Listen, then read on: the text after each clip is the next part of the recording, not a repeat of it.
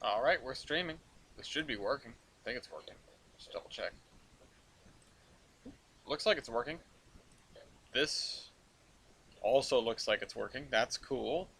Hello, ladies and gentlemen, and welcome back to another episode of Under Construction. We're a little late, as you might have figured, because yesterday was Thanksgiving. I hope everybody had a wonderful Thanksgiving, and everyone outside of the U.S. had a wonderful Thursday, nevertheless. But as such, I didn't get home until rather late at night, and under construction was out of the question. So here I am, a day late and $1 short, but it's okay that you're $1 short because it's Black Friday, so we've got deals on everything, including on under construction. So let's set our layering properly and get to work. So last time we were doing this tree stuff, which I was really enjoying, honestly. The minimal amount of work to cover huge swaths of route in what's effectively complete scenery does make me very happy because, I mean, what else can you say about it? It's easy. It's easy work. I need to push this up against the tracks basically as much as I can. Hey, Mopac82, you're always really quick on the draw. Did I put the link in the thing? Let me just make sure. Yes, I did. Fantastic. So yeah, we came up to here. We also probably need to be putting... Oh, I missed a spot with the water. Let me fix that. We also probably need to be putting grass along the edge here because this all is going to be forested as well, or at least a lot of it. Even though this area is really flat, it would be quite good for a town. But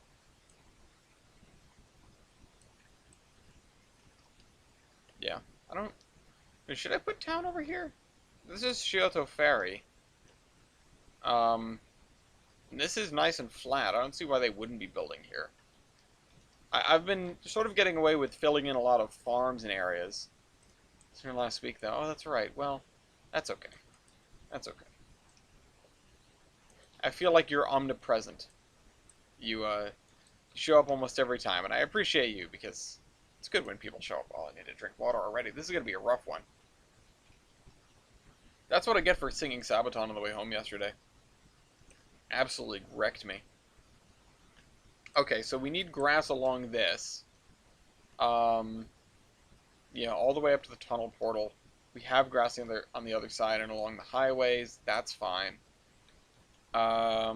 This tunnel portal needs to be scenic, but we can do that once we get the grass in. So let's get a head start on that then.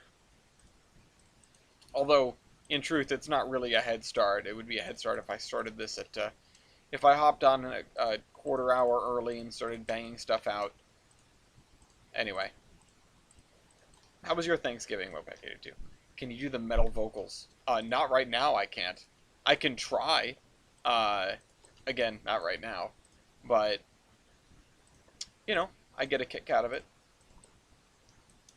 when I'm sitting there in the car with Gloria and Audrey, and we are, well, we're jamming out. Not that she knows any Sabaton. Audrey's only 7. We haven't inducted her quite yet, but uh-oh, that's a little strange. That's something we're going to have to deal with.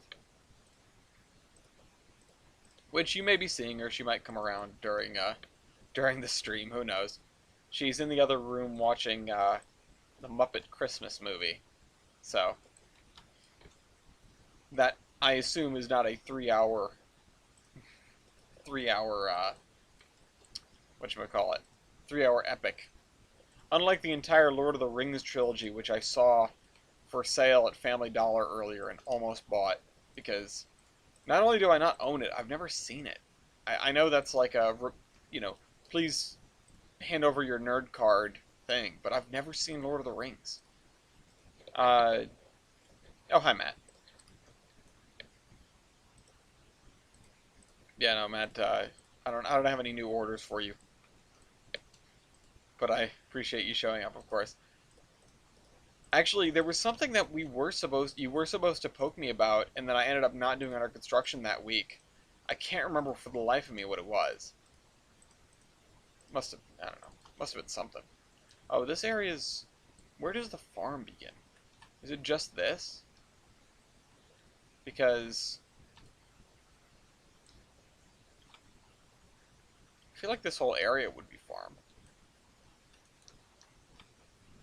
Oh, I'm already yawning too. That's a bad sign. Lord of the Cringe. Was it just the beach towel special?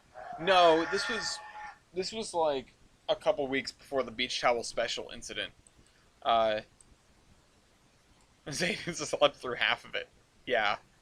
Well, it's to my understanding, it's the kind of thing that you can sleep through half of. They are long movies. Although there was the theatrical cut that was for sale, so not quite as crazy long.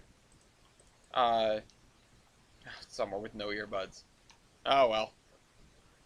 Have fun being out somewhere. Oh man, there were so many errands I wanted to run today, and it got worse when the light bulb in the kitchen blew out and I didn't have a spare for it. It's like, oh well, I guess I have to go to Home Depot now or Lowe's, but I'll be damned if I'm going on Black Friday. You know, I'm not one of those people. I'm gonna stay home. I'm gonna stay away from all that.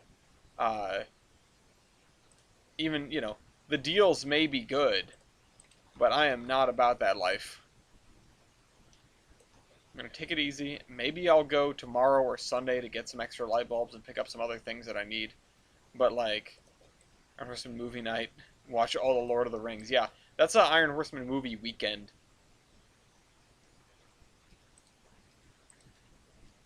I understand is that they're long, but not like they're bloated. No, that's true. They're to my understanding very good films, very well paced. For what they are. They are. Uh, they're good films. I don't know what else there really is to say about them. Coming from somebody that hasn't seen them, I just am surprised at myself for not having seen them. You know. Now my cousin John loves them. He used to watch them all the time when we were younger, but I somehow managed to avoid them. Even though, even though I saw all three Hobbit movies like in the theaters. I don't know. I know those get derided sometimes. Some of that is deserved, but I watched them and I enjoyed them. I'm not sure if I'm wrong for enjoying them. Alright, so we have 2 fields anyway. I need to get back to... Okay, so now I know where the fields end. Now I know where I can stop the grass, or at least what I need to put the grass around.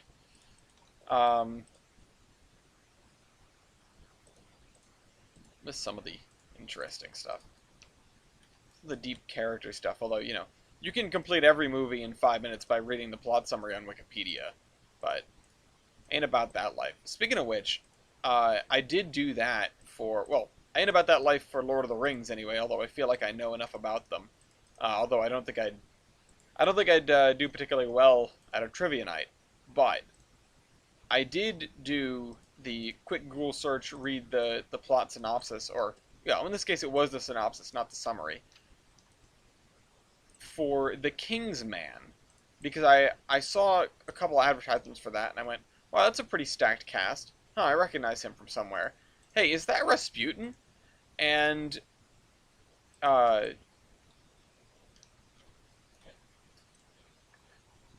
yeah, it's very much, yeah, I agree with your assessment. It's still fun, though. But, oh, what the heck was I saying? Yeah, so I looked up, like, the plot synopsis for The King's Man, and I was like, oh, okay, it's related to, the Kingsman universe, which made sense, obviously. The first thing I thought of when I saw the title was, oh, huh, that's funny. It's sort of like, it reminds me of Kingsman, obviously. And I looked it up, and yeah, that is Rasputin. Um, Not really sure what's going on. There are a bunch of evil dudes. It seems to me like the anti-League of Extraordinary Gentlemen. I don't think I'm gonna see it, but I bet you Weibold will, and you know, then he can tell me about it. I only saw the I guess now the first 2 Kingsman films when I was on a plane on the way back from Italy. It's just one of those things where And this is something that I never related to because I never flew internationally before this, and I haven't flown since. But it was just one of those things that you hear people on podcasts and stuff talk about. It's like, oh, I was flying, and I, watched all these movies on the plane, and it's like, you can watch movies on a plane? That's interesting. Like I've flown Southwest. That's like the extent of my, uh, the extent of my flying. I don't even get assigned seats, and the movie repertoire they had, or the movie catalog they had on this Lufthansa flight back from Naples was pretty substantial. And so I ended up watching 4 movies back to back to back to back, with basically no breaks. I don't even think I got up to use the bathroom. I don't know if that was good for me or not. But the first and second Kingsman movies were 2 of those that I watched. The other 2 were Atomic Blonde, which is a great movie. I have all sorts of good things to say about that, in particular because, unlike a lot of movies, the fight sequences seem to mean a lot.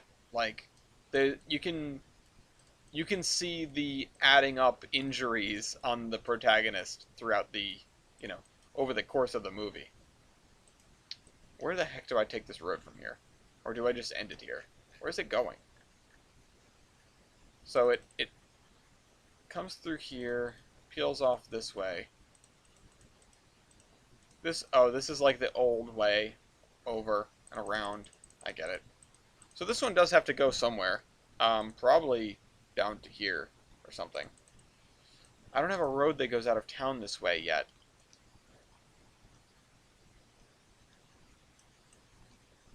It's kind of a lack of roads. I haven't really thought that through, I guess.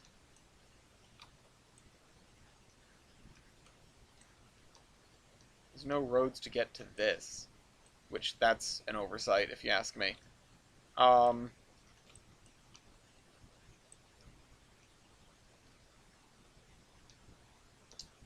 Let's see. So up here, there's no bridge over this. But you come around here. That goes up that way. Walk just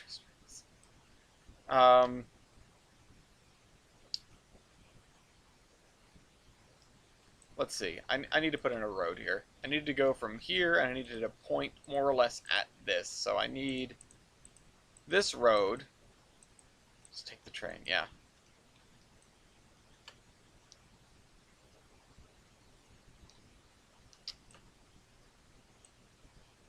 Huh.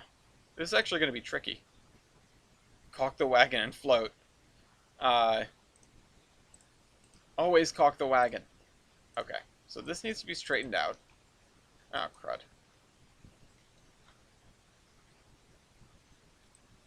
It's going to need to be straightened out, so I'll straighten it out in advance.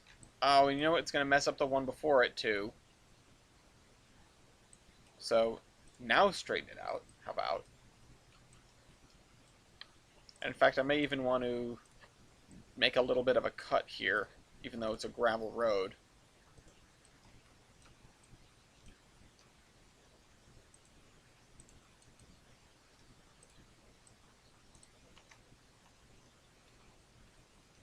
When you're playing locomotion inside of inside of a train simulator, where you're just building a route. I mean, in fairness, playing locomotion inside of a train simulator basically describes roads online, but what else more can we say about that game?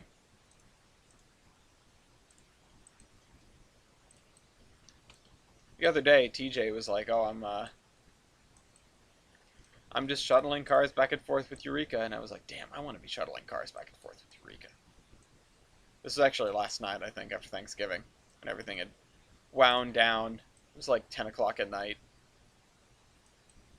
TJ and I were supposed to go up to see Two Foot this weekend. Well, we were supposed to go to Essex today and then see Two Foot, but then he couldn't make it, which is a shame. Okay. Let's sink that into the ground just a little bit. What is that going to look like? Oh, not great, one might say. No, I'm not yeah, I'm going to throw in some Hawassi loops here uh, to get this road down the mountain. Clearly the most prototypical.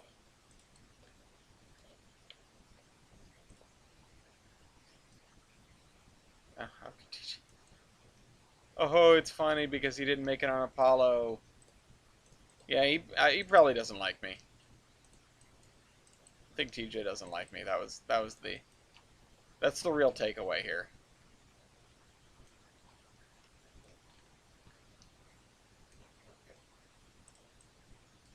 Okay.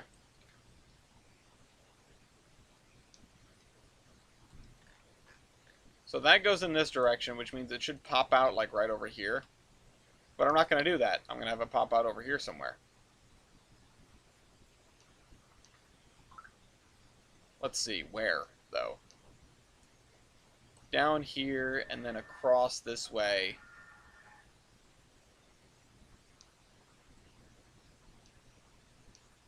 Because this road ends here. So I really needed to come up from like over here.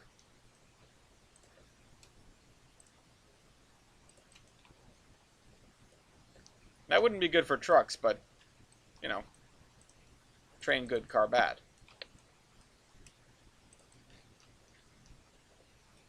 So, to get this to line up like this, straighten that out, and we'll have to fence in this complex and add like an entrance road.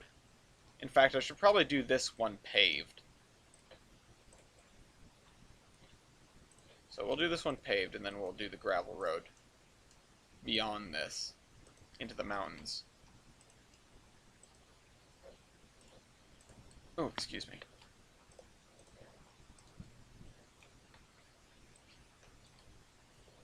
I need to get up here. Amtrak's pretty convenient. And my local Amtrak is very convenient because it's the Northeast Corridor. So I don't really have room to talk there. Alright, so we're gonna go... I missed. We're gonna go this way, and we're gonna hang a left. We're gonna go through here. Down through this little bowl of a valley. And then down this actual valley.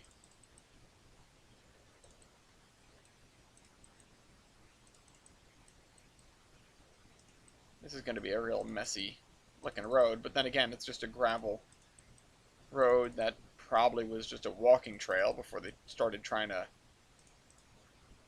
drive vehicles on it.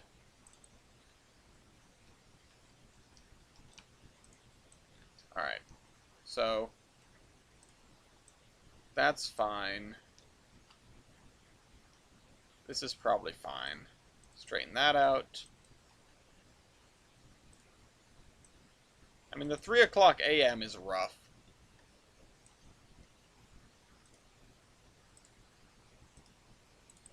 But whenever I have to go south,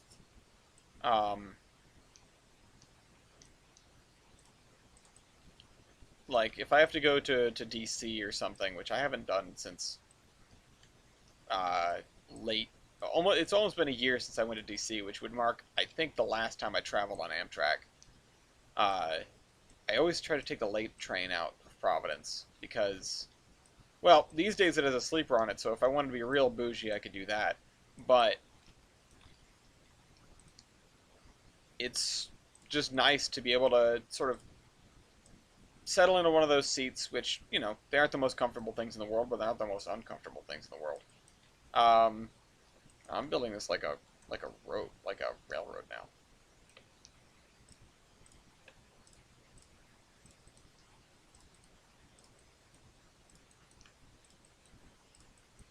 All right.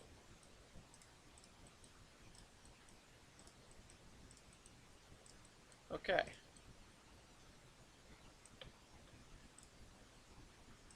Yeah, train is better than no train. Everyone knows that. Everyone here knows that. Okay, so there we go.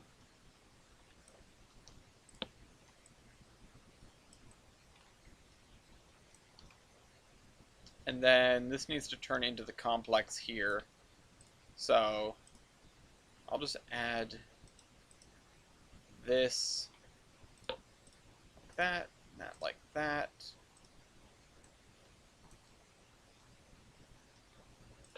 Although I probably don't even need to have that connected because I don't need to have traffic on it. And that road is going to be, that complex is supposed to be shuttered anyway. Unless they're just shipping by truck. Dun dun dun. Okay. Flatten that out. Flatten that out. Flatten that out. Oh. You know what? That kind of makes sense. Okay. How about it? Now we've got this road connected into something. We don't need to worry about it. It makes sense. Although, yeah, that would explain why this community is gone. I could mostly just have an empty area with a bunch of smaller trees. Because there's no road connection. Although, you could probably stretch a road across here. If you really wanted to. Or maybe just nobody there has a car. What do I think of the Garfield comics? I mean, Garfield is cool. Garfield was probably one of my favorites when I read the funnies every day, or every Sunday. Nobody in my household got the paper, but my grandmother did, so I got to indulge in comics every time I was over there. Garfield was probably one of my favorites. Marmaduke. Gosh, what is the other one? Dennis the Menace. Those single panel comics down the bottom, those were always killer. I loved those. I love that, like, there's been all the I'm sorry, John, like, crazy horror Garfield stuff. I know it's horrific, but I find it pretty funny that it exists. Because that's a lot of... People have put in a lot of effort to making creepy Garfield stuff. And I can respect that, just for the cringe, just for the meme. Ah, I ran out of telephone poles, I guess.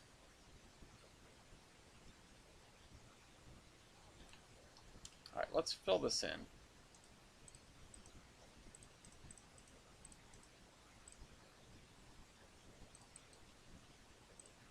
Just to get the paper back and we still had a landline. Well, in fairness, I have a landline still, and I kind of want to get the paper. I looked into how much a Providence Journal subscription was, and it was too much money. So, I'm not doing that right now. I forgot there was a Garfield cartoon. This Garfield... I mean, there was the movies with Bill Murray as Garfield, which is one of my favorite things ever. I was looking through Bill Murray's like Wikipedia page the other day, and it is insane how many things he's in just credited as himself. Like, the man himself is an icon.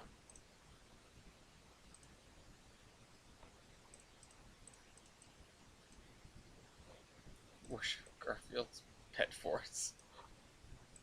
See, that I've never seen. I do wish I still got the paper just for the funnies, you know? There's also, if you Google Garfield without Garfield, it's just like John... It's all the regular Garfield comic strips, but with Garfield himself removed. And it just seems like Garfield having an existential crisis. Yeah, he threw a bunch of switches in, like, I think Chicago Union Terminal or something, and almost caused a bunch of accidents. It was... That's the highlight of the movie for foamers. Like yours truly.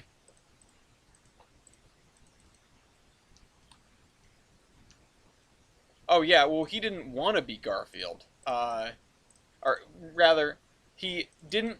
He wanted to be... Okay, let me phrase that differently. He didn't not want to be Garfield. He regrets being Garfield because he initially thought... He glanced at the script, and he saw that it was by something Cohen. And he thought, oh, Coen, like the Coen brothers, who are fairly renowned filmmakers, well-renowned filmmakers. But it was not the Coen brothers. It was a different person with a slightly different last name, Coen.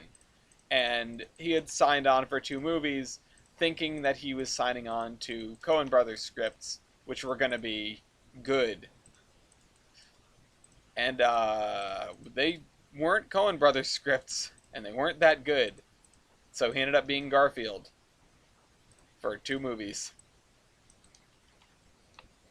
In fairness, I believe his statement of regret is mostly just in the Zombieland movie, where he plays himself, and after getting shot, spoilers, he's asked if he has any regrets, and he says Garfield, maybe.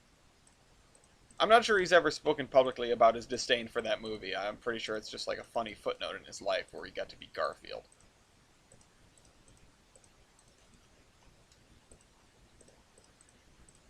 In fairness, if Bill Murray was a cat, he would probably be Garfield.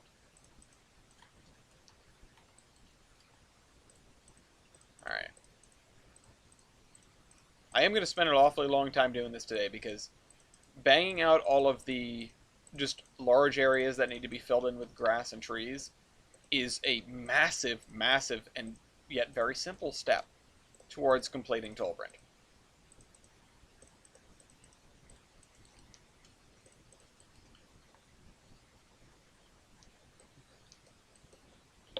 Someone criticized the movie for the shot in the movie with the model train set. Nobody could ever put an advertisement like that. Have you guys seen the Sit-Go sign in Boston? I remember reading a review that someone posted of, I believe, an airline actually, with a picture of a cover of the magazine they had, like showing off that they had flights to Boston, and it showed the Sit-Go sign in the background because that's like a Boston icon. But if you've never been to Boston, and this person clearly had never been to Boston, yeah, it's over by Fenway Park. It's a fairly iconic piece of the skyline over there.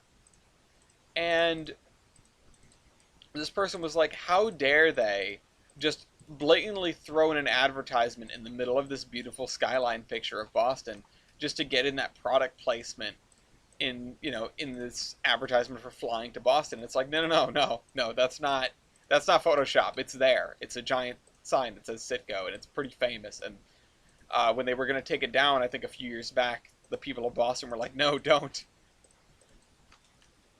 People in that area, they wanted to keep their giant Sit-Go sign because it's just become that, it's an icon. All right. I'm just surveying how much I have to do.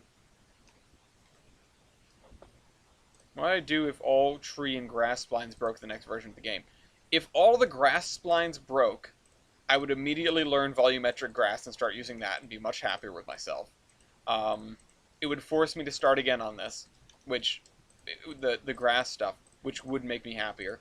I would probably just get a new set of trees and go back to copy pasting because I genuinely believe this is the best course of action, aside from the obvious performance hits of having a gajillion speed trees. But in general, I think this is the best for the overall looks. And for the performance hit, I think it's a compromise that I'm willing to make. Some of your computers may die, but that is a sacrifice I am willing to make. Speaking of movies, as of a couple days ago, I've seen Shrek 4. And shortly before that, I saw Shrek 3 for the first time. Still haven't seen the second one. I saw the first one 100 years ago when it came out and I was a small child. But I really had lost track of it since then. Like, lost track of the Shrek franchise. And I was like, oh god, there are 4 movies now. And then the third one came on the TV, and I watched it with Gloria, and the fourth one, same thing. Again, still haven't seen the second one. Don't know how I managed to miss that one with them all being on TV so often, but hey, whatever. Okay, so we got this part in. Some of our computers transcend reality. Yeah, exactly. It's like that scene in Christmas Vacation when he plugs in all the Christmas lights and it shuts off the town. Really? That's actually kind of neat. I wonder what the heck my first movie was. I would have no flaming clue the first movie that I saw. I mean, it's certainly something that's lost to memory, something I don't remember anymore. But that's as far as I'm going up this road.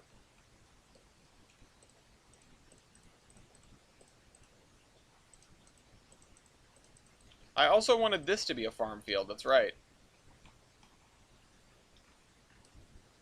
Just this area here.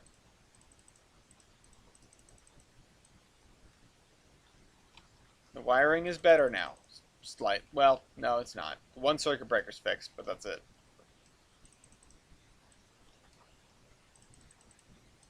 No, it is a miracle I haven't burned down anything with this Tolbrand yet.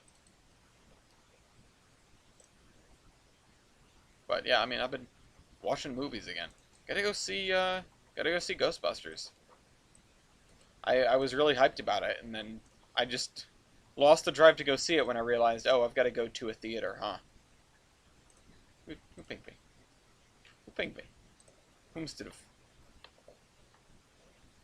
I'd be interested in coming down for Christmas. Oh. I'm not sure what my Christmas plans are. I'm sure we're doing something. Gloria's family is very tight knit, and my family, like I haven't seen a lot of my mom's side of the family in quite some time, and it was really nice to see them on Thanksgiving. These really wouldn't have these graceful curves now, would they? I mean, it would probably be pretty angular. Putting in curves on a farm field is a lot of work, or on a fence rather.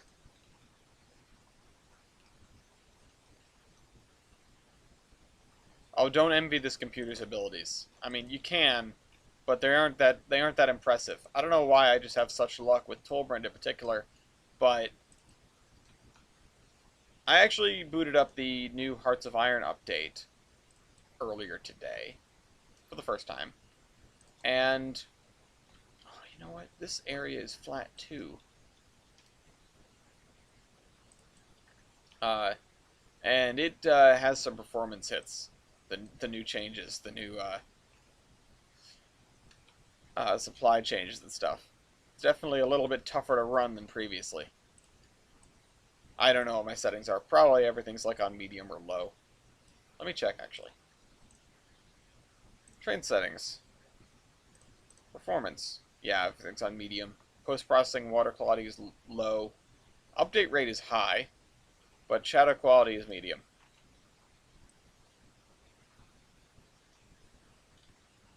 Alright. Yeah, that's fine. We'll fill that area in too. Let's go around the edge with just a couple of grass blinds. Let's make it quick.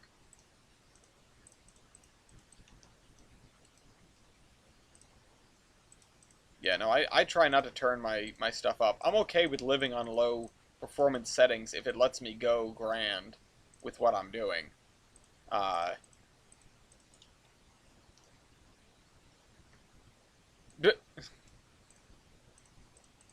that's concerning.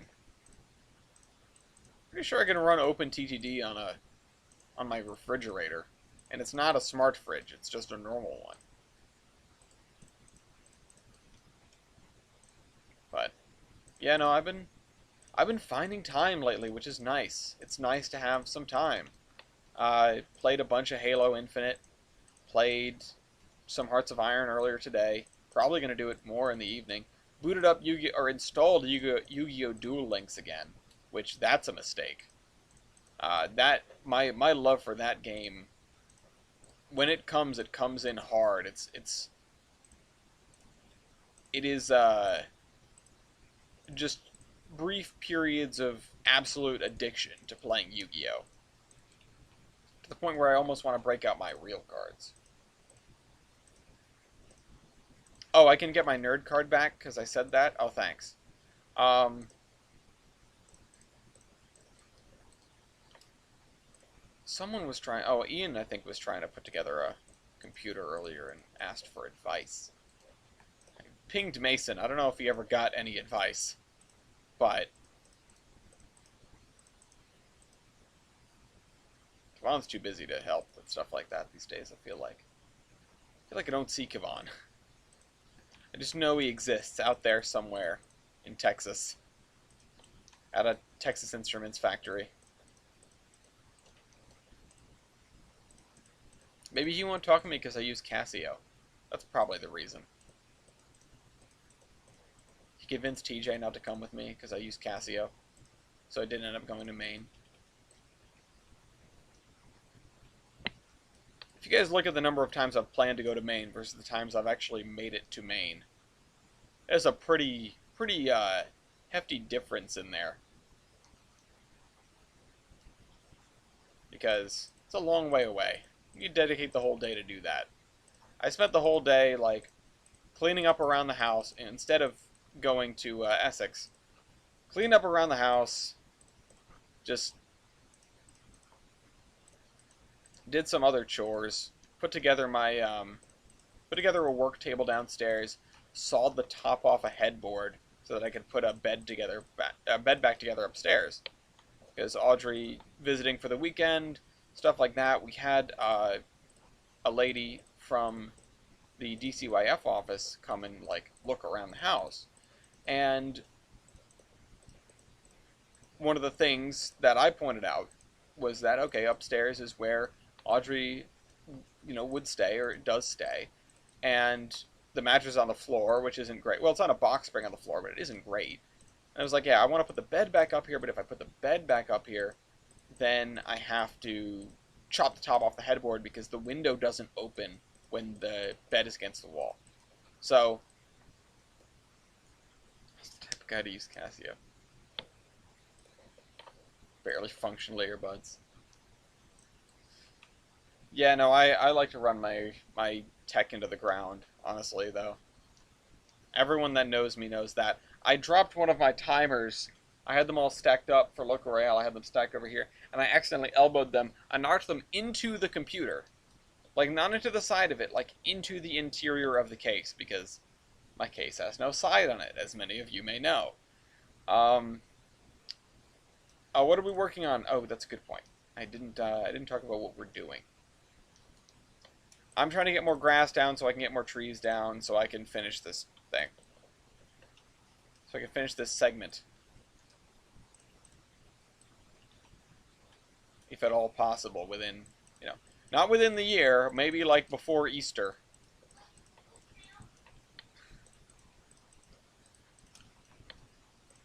But that might be optimistic. It really depends on how much I get bogged down with stuff.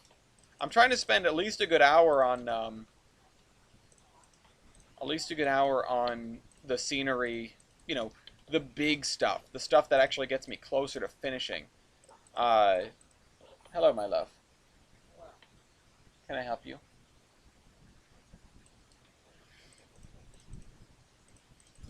Before, really want to move on to the next segment? Hell yes.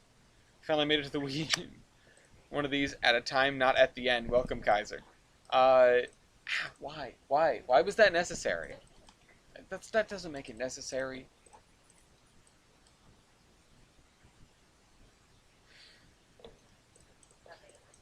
Did you see what I sent you on Discord?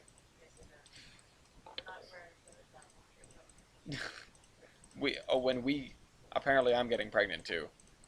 I really want to wrap up the next segment, or this segment, move on to the next one. I want to start laying down some terrain and stuff like that, because I'm not going to say I'm sick and tired of working on these areas, but it barely feels like progress, Especially when I'm not making more of the map green.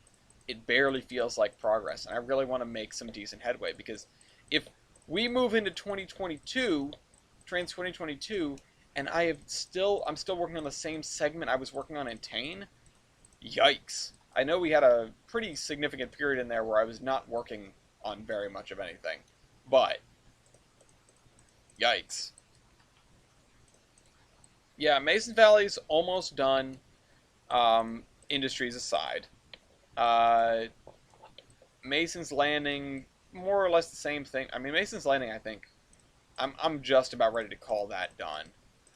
There are a few little pieces of scenery that aren't. Between the two, we have the holes in the fields that I need to work on, and once that's done, we're basically done with the shoreline portion.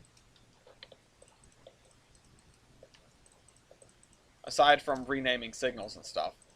But I don't think I'm going to actively rename stuff until I'm including it in AI work, because that's when I'm going to need to find it. And if I'm not including it, but the name is wrong, and a tree falls in the forest, and the Pope isn't around, does it still make a sound? Like, does it still matter if the naming convention is off on this track mark or on the signal that doesn't actually get directly referenced in a interlocking tower or anything? That's my rationale right now, and I know that's sort of a step away from where my perfectionist roots. What are the blue lines for? Don't know. They appeared on their own.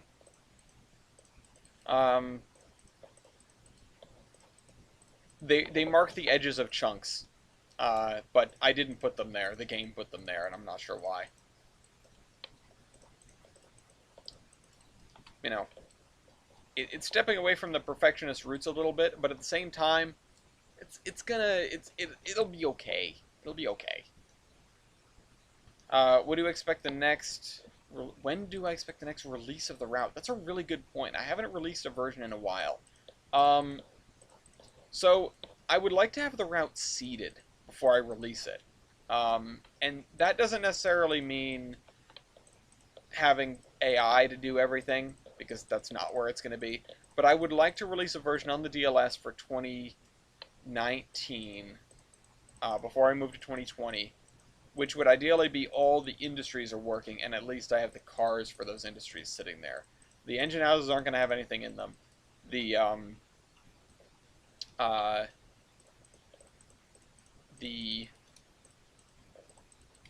whatchamahoosits aren't going to do that. The yards are probably going to be empty as well, but at least the industries will have cars that you can use, so you know what cars you need. That's going to be it. That's going to be the thing.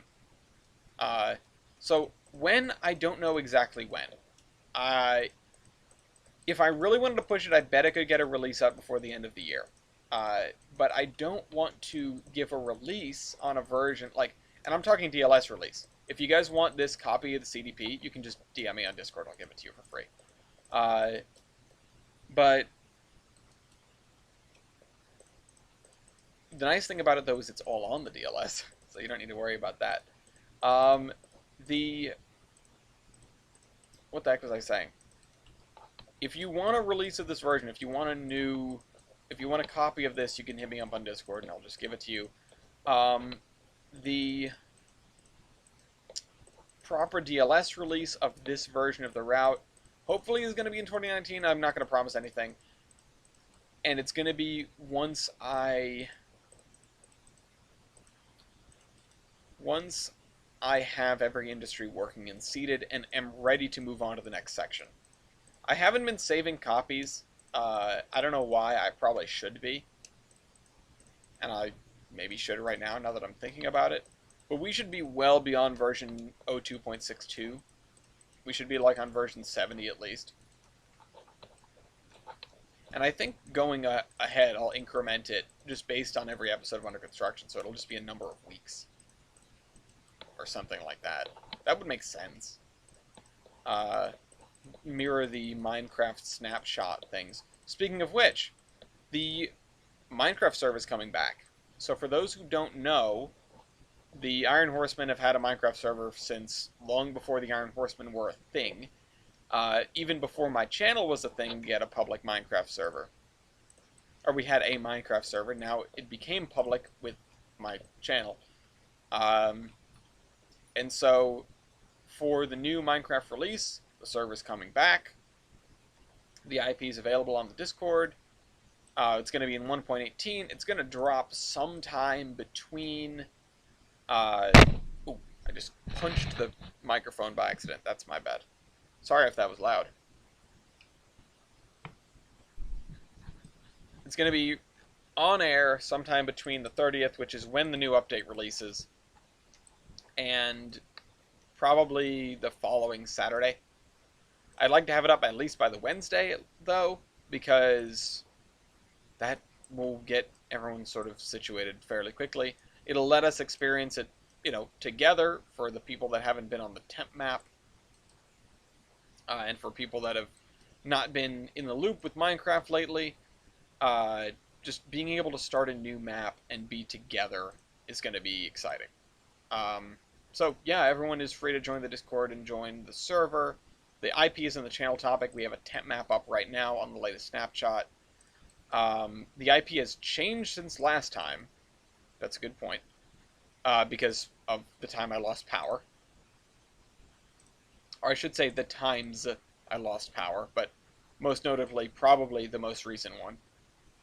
Yeah, it would have been the most recent time. So it would have been due to the nor'easter that blew through here maybe a couple weeks ago. Or, well, actually, probably over a month ago now. It was when I was out for train counts and the generator wasn't running because I didn't have a funnel to put gas in it. I didn't want to makeshift make one.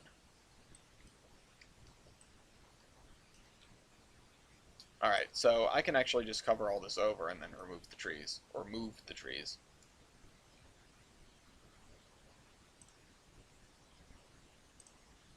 Did I just delete the tunnel? No, okay. I was really worried about that for a second. Oh, and I've just been reminded that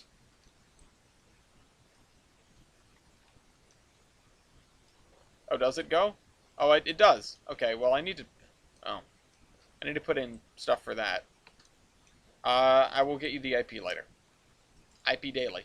I also think I'm going to stream the first day, probably. If I can. So that would be a Tuesday stream, if I can. The only thing is, if the server comes out on Wednesday, we have the Royale that day, maybe I'll hop on afterward. That's a bit of a sticky wicket. We will see how that plays out.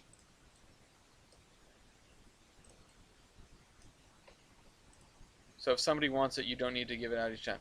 Save a copy and put it in the Google Drive. Well, okay, it is in the Google Drive because I can't send it directly. But I think there's a link to the Tolbrin Drive in the Discord somewhere. Maybe it's pinned in Fake Model Railroading. And there should be the most recent version up there. It's before Bedrock. Wow. Come back. I really like how they're trying to get Bedrock on par and integrated, because there are so many friends of mine that don't have good computers or really much of any computers to speak of, and I want to play Minecraft with them, and I can't. I mean, I guess I have Bedrock, I suppose. I could play Minecraft that way if I wanted to, but I want to invite them onto the server and stuff like that, so I know what you meant. I know what you meant. There was no time in Minecraft before Bedrock existed. Like the block of Bedrock. It's funny, on the Coggers server, there are just a couple of blocks of Bedrock scattered around because of Chance Cube shenanigans. Oh, crud, I missed this road. Oh, right, I said I wasn't doing that. I play Roblox like a true 9-year-old.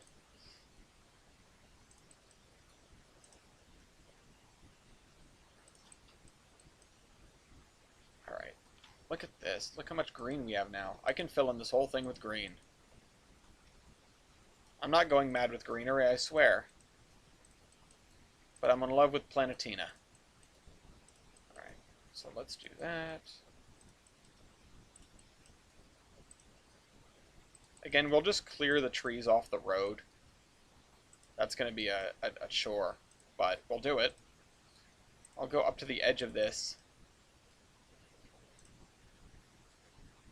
There are some places where I've used texture as markers for different things, so it was definitely a valid question to ask me what the blue lines meant, but wasn't me. I didn't put them there. Alright, Let's put this there. We'll scoot along the edge here. I could do to overlap the track a little bit, because it's not the end of the world if I do. Lafayette apparently wanted to be in here. Because now he's in here. Hi, good boy. He's just staring at the wall.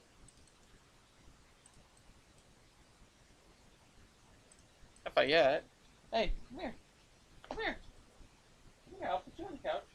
Come here. Say hi to the audience first.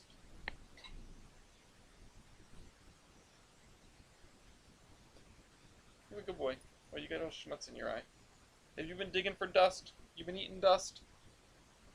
He loves to eat dust bunnies. Alright, here, I'll put you on the couch so you can get some rest. I know Audrey's tuckered you out. Oh, he just plops down. What a good boy. Alright.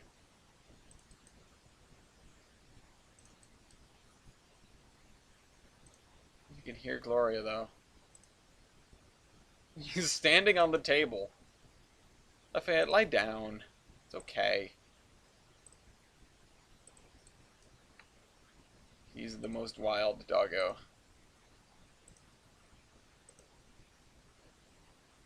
I know you want to sleep. Just sleep. I want to sleep too. I didn't sleep all night because of this dog taking up all the space in the bed.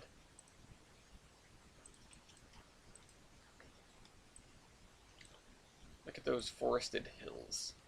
It's one of my favorite things on this map, is just looking at the vast swaths of forest.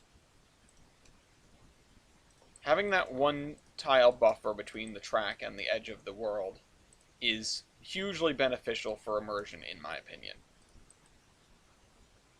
In my high and mighty opinion.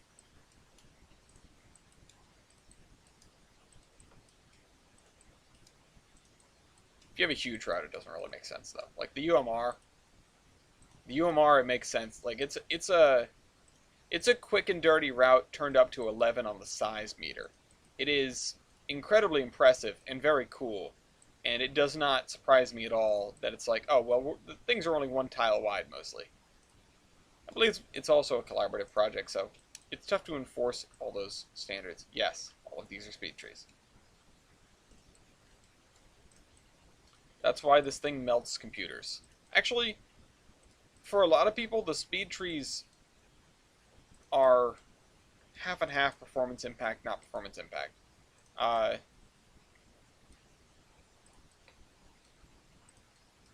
yeah, no,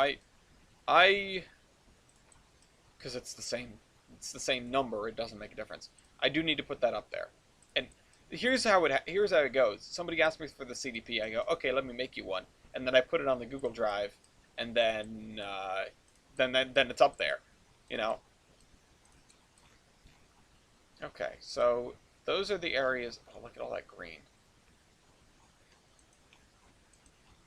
When I look into your future, it's the green that I see.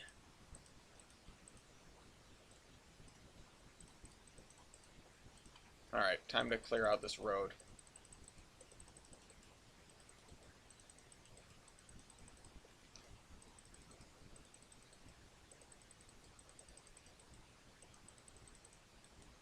Ellis, can I have a CDP? Yes. Yes, you can. Ping me after the show, and I'll try to remember to set that up for you. And everyone.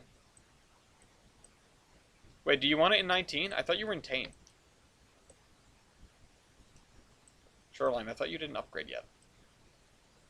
Or I wasn't sure that you were going to. We're going to need to put down grass in a lot of places, too.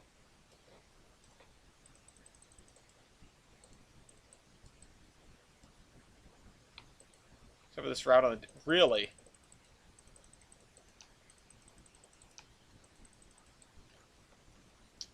There's a giant hole in the trees here.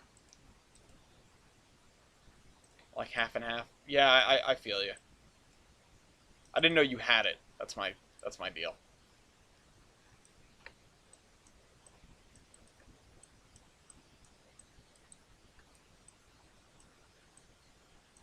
fans on my computer are spooling up.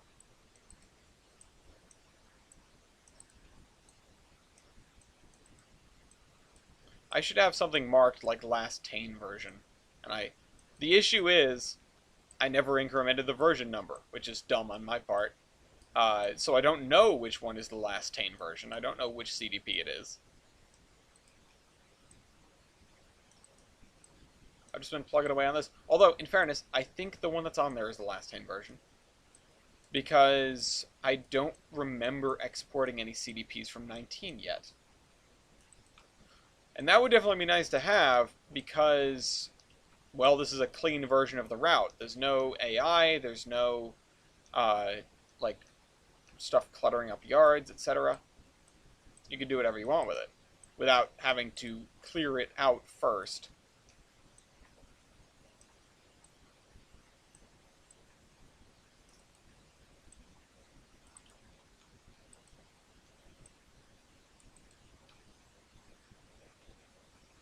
Yeah, we're going to need to, not only are we going to need to clean this out, we're going to need to do a lot of texturing along this right-of-way. And I know my stated goal was Scioto Valley stuff, and here we are up in the hills, and Elvira Grain doing this instead.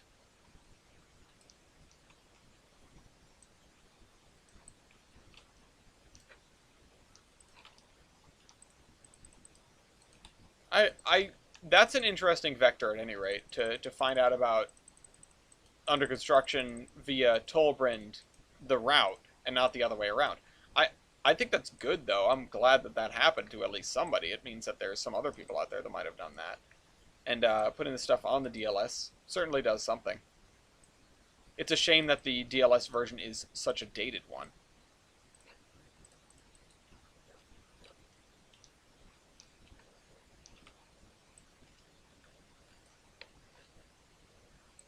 The tree density here is not what I would want it to be, though.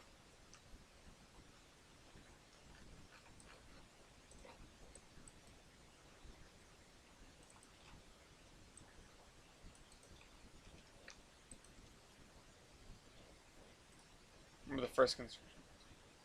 Oh, that's fun. By the way, your post was very touching. I really appreciated that. Yeah, it is just olive. Um, Again, kind of a shame, but that's all I had at that time. Oh, crap, I just put all these trees on top of the farm field. That's all I had, and I was intending to make DLS releases only on completed versions, and that was the only completed version that's ever existed. Because this is segment 2 of Tolbrand. I went, okay, I'm going to work from the north, I'm going to do olive first, and then I'm going to move on from there. And it's become well, I'm going to move on from there for the last few years. But don't worry, we're getting there.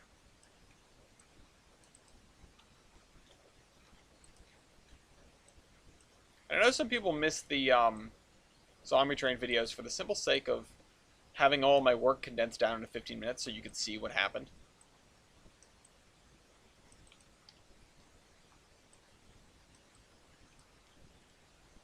Yeah, that's probably a good point. The shadow settings for speed trees, they do make a hefty difference.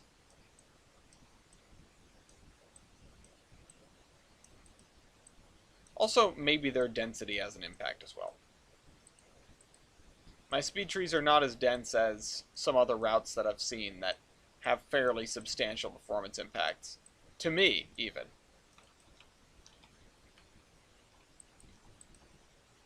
But I need to move the trees off the track, and in fact, deleting them is the lazy way to go about it, and that's not the way I should be going about it. Because I need to improve the tree density at trackside. Like, I need to make it denser to make it a little more realistic, so you can't see through the forest as much.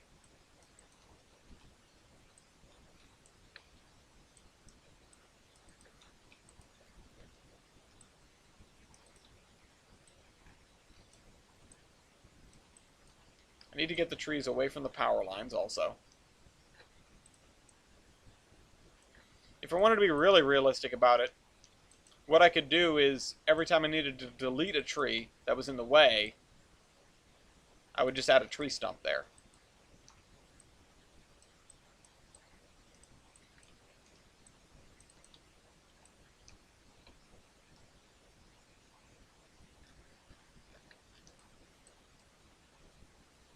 I hope 19 will be a performance boost for you.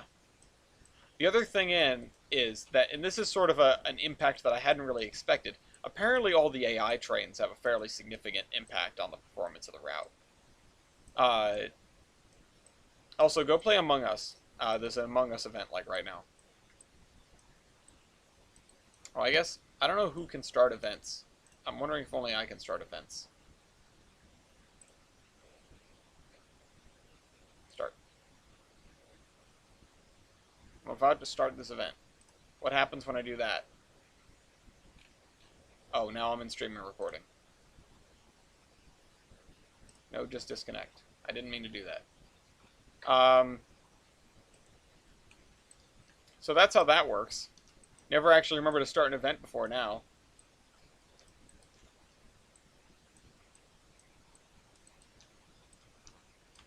Okay. I'm wondering how making, like, I haven't dug into the permissions on Discord for events at all. So, I don't know how that works.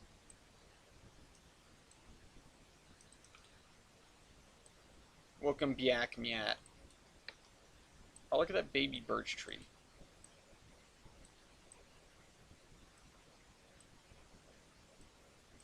Okay.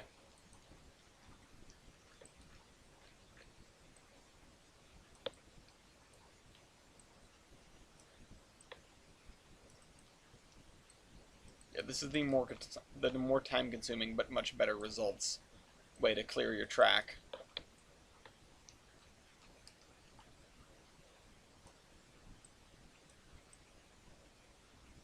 Put that guy up there. Move this guy off the edge. Don't jump, tree. You've got so much to live for.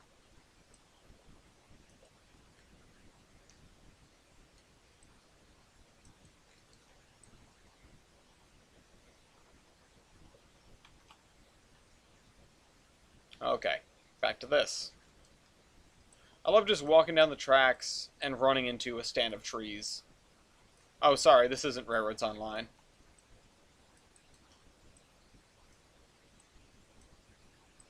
I've heard there's a bug with trees coming back. I don't understand how that happens, but that's something that is being worked on, and I believe the fix is being released sometime soon.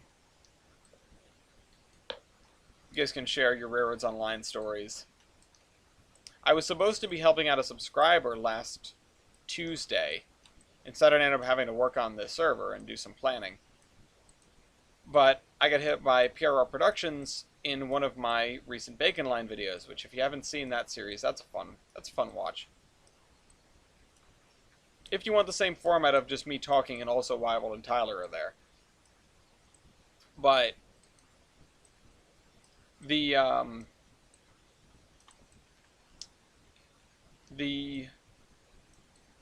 individual asked me, or stated that they couldn't get their track work to be good.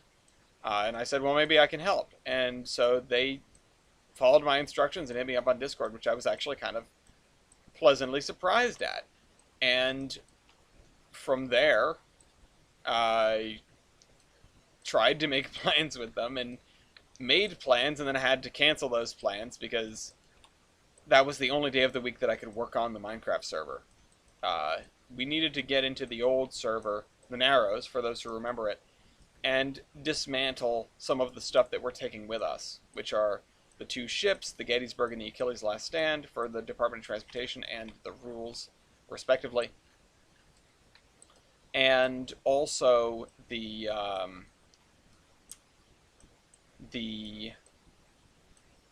Edengrad subway station / villager trading hall. That is also coming with us, thanks to a vote that people made as to what they wanted in the new server, and it was basically same as the last server. The only thing that would have been an addition, or rather a removal, would be the exclusion or the addition of the reduced debug info game rule, which prevents you from prevents you from seeing anything useful upon opening F3. Now, everybody uses F3 for coordinates. They're all a bunch of wimps. That's right, I'm talking to you. But in seriousness,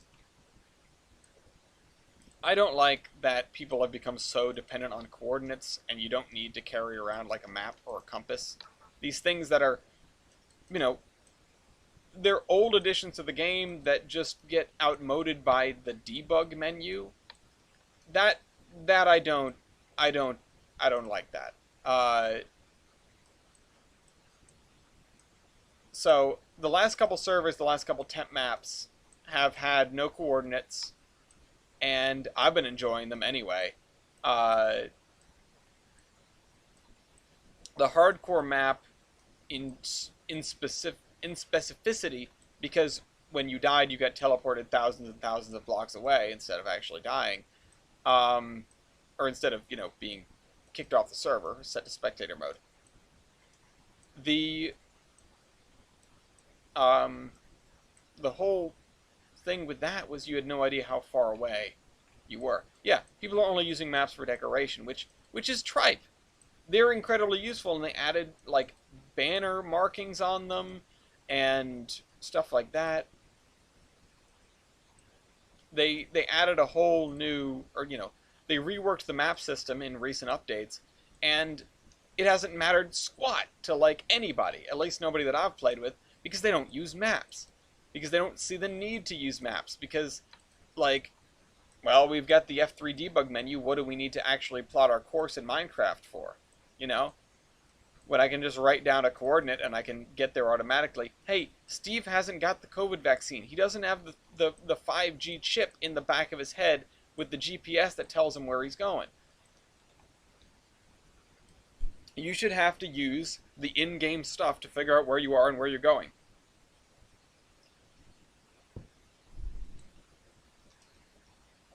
And yeah, oh, F3 is in-game. I get it, but...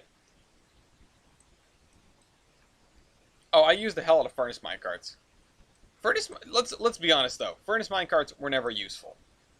Furnace minecarts were buggy as hell from the day they were introduced, and the thing that moved carts around was minecart boosters, which if anybody remembers those, that's old school Minecraft stuff. Redding, if you haven't played since before Bedrock was a thing, you might remember minecart boosters, which were, if you put two minecarts on parallel tracks next to each other, they would accelerate one another to relatively high speeds, or at least half-decent speeds. So you needed these parallel sections of track with return loops for your boosters. Oh, that was some fun engineering. I remember my first ever Minecraft world, where I cheated and gave myself everything because creative wasn't a thing yet, and using minecart boosters to get from my home to my secret base. Yeah. Matt, what the heck? Uh-oh. Nope, never mind. No. Somebody must have picked up the phone at some point, and now it's not sitting in the dock right. Hold on.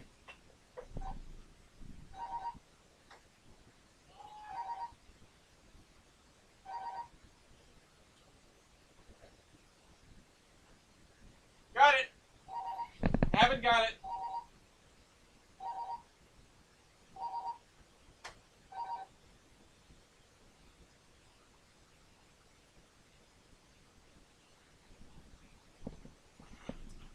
That darn old thing. Remember I was talking about a landline? These darn old house phones are pains in my tuchus. So, yeah, no, minecart boosters were absolutely boss. And then they added, they removed that functionality and they added booster rails, which finally gave a use to gold. Everyone's saying gold isn't useless. Before booster rails, gold was really useless. You could use it to make a clock, and that's it. Another one of those things that I used to religiously carry around in Minecraft, and then I decided, wait, it doesn't actually matter to me if it's daytime or not. because I got good enough at the game to not need it. But a compass isn't one of those things, because you don't get good at the game by pressing F3. You get good at the game by learning navigation, and then having a map on you is an aid to that. It's a part of it. It's not, you know, whatever.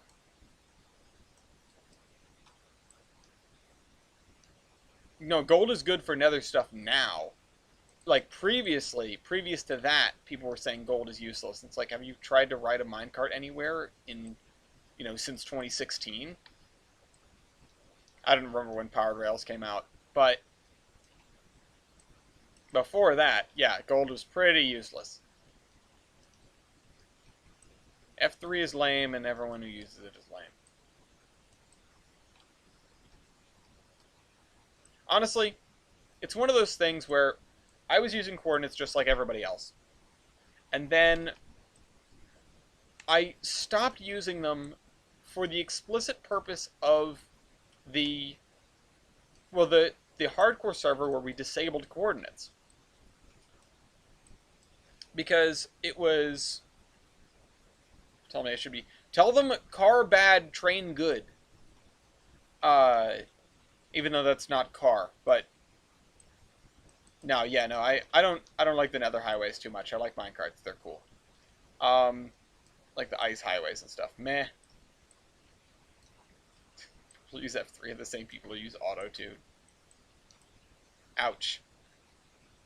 Not as quick, but you don't have to even press a button. You just get in and hit a button. Or you don't have to hold down a button.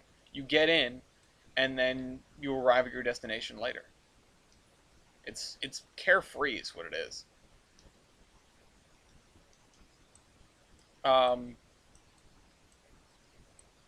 No, and that's my thing. When I was playing Minecraft on the Narrows server, the last big public survival server, I used F3 like everybody else because, I mean, that's what you did, right? And I had to in some respects. I was doing administrative stuff I needed coordinates for. But when we moved over to the hardcore server without coordinates, I sort of, it sort of made me realize that it's a whole other world without coordinates. It is like, it adds an entirely new layer to what getting around in Minecraft is. Because suddenly, you don't know where you are all the time, unless you've figured it out, or you have a trail home, or you have a map, or you have a compass. You don't inherently know if somebody tells you where they are, or if somebody's hiding something and they, whatever. There isn't a cheat sheet to getting there. Oh, I found their coordinates, let's go there. It's like, no, this person's base is hidden, and to get to it, you've got to follow a set of instructions. It's like, okay, you travel due east across the ocean from this point. There'll be a mountain biome. If you go, if you go into there and you walk through the mountain biome, you'll follow the river to the south. It'll run through a roofed forest biome. And when the roof forest biome ends, follow the edge of that biome through the plains, past the village, and then you'll find the cave where my base is.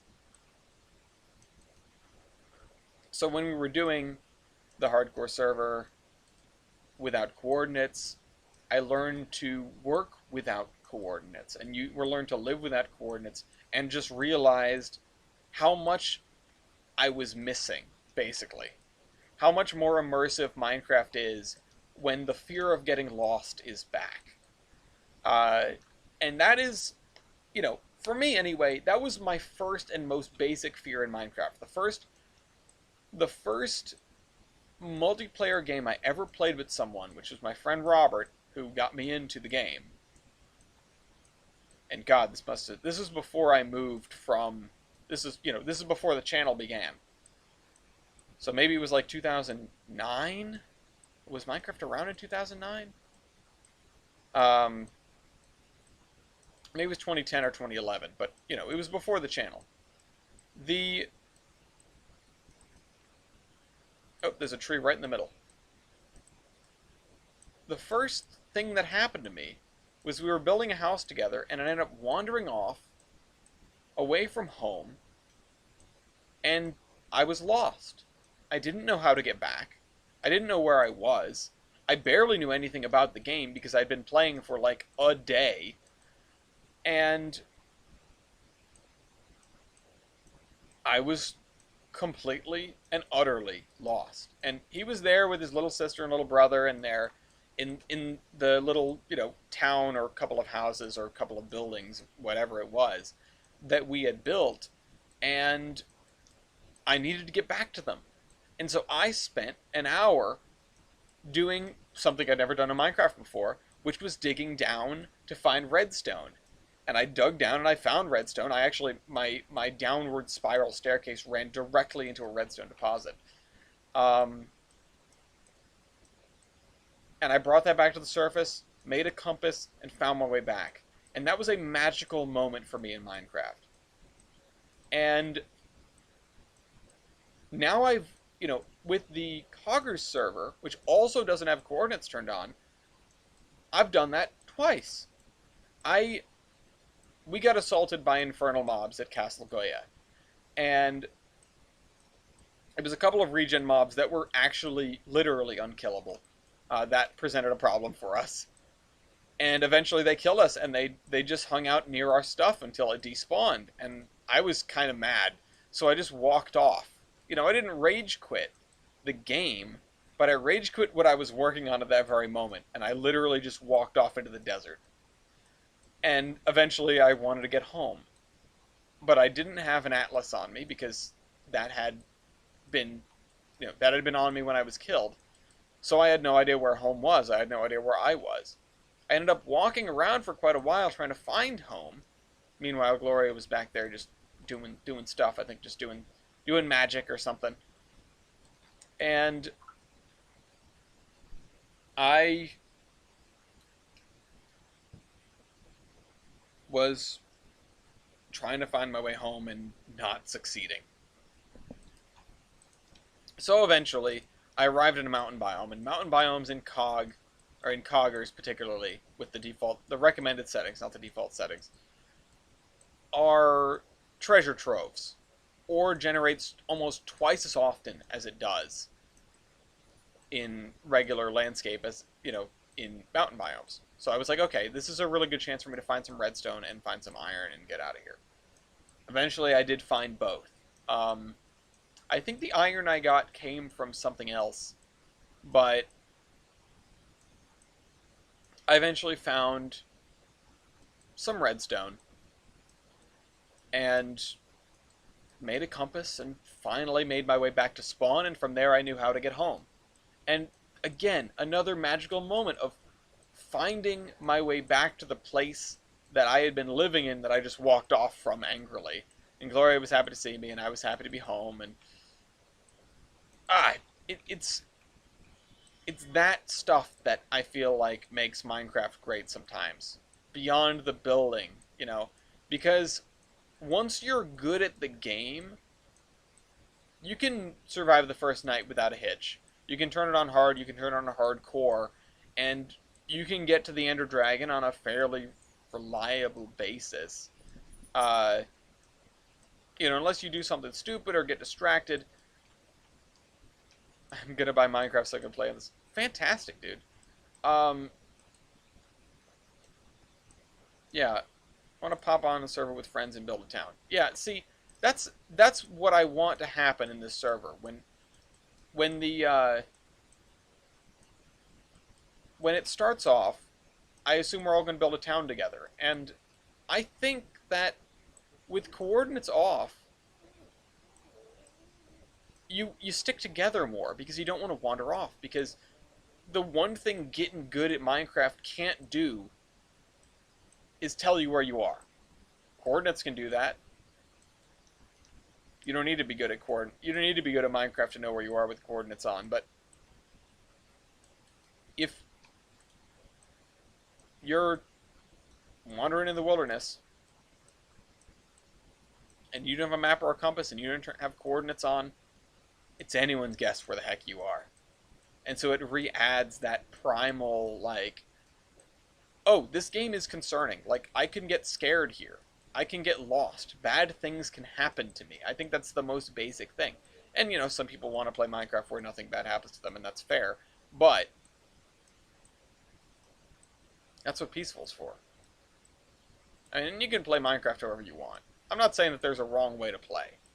I'm just saying that when it comes to survival Minecraft, and when it comes to coordinates, what, you want to go out there? Okay. Go get him. He's being very whiny. When it comes to survival Minecraft and it comes to coordinates, it gives you a much more raw and engaging and immersive experience to play without them. And the thing is, yeah, you can never hit F3, but on a server, playing that way, you're not all on the same playing field. You know? You're not all playing the same game if some people can still use it. Or some people choose to and some people don't. It's never like, oh, I'm lost, and someone's like, okay, well, we'll mount an expedition to come find you. It's, oh, I'm lost. We'll hit F3. No. Okay, well, that's your fault then. You know? I feel like it could really hamper the community aspect of a server if you have coordinates but some people are just refusing to use them.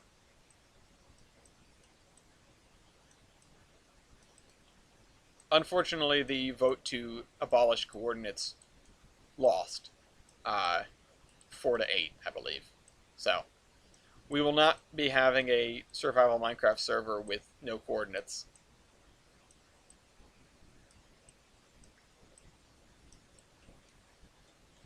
Oh well, play how you want to play. I bet you if I gave this rousing speech while the poll was still going on, I might be able to get some votes, but I feel like I had spoken on it enough, and I didn't want to sit there and preach in the polls and votes.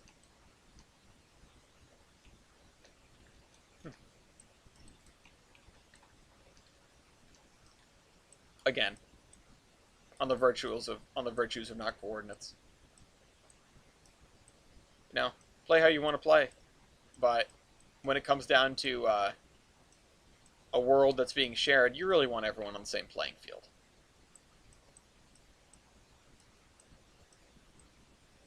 Especially when it comes to like loot and stuff, That's another one of those things where if people aren't using coordinates, but other people can, or if people aren't, yeah, people aren't, other people can, I said that right, then that gives the people that do use them a fairly marked advantage, which with coming back from loot runs and stuff like that. And it's not like there's any crazy endgame equipment that you can grab in Minecraft right away. But it just makes the hard stuff a lot easier. One of them is the end, right?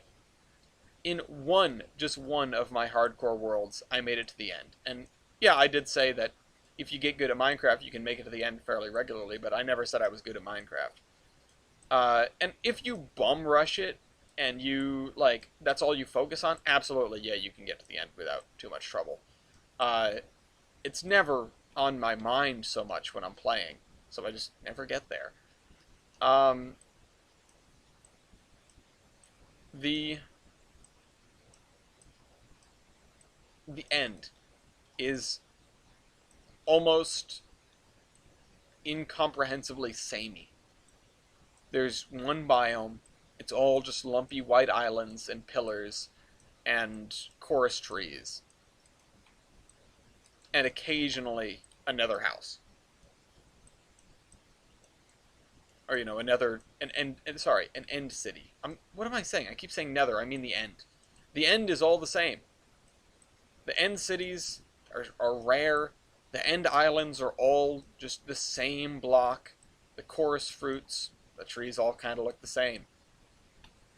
And so it's so easy to get lost in the end.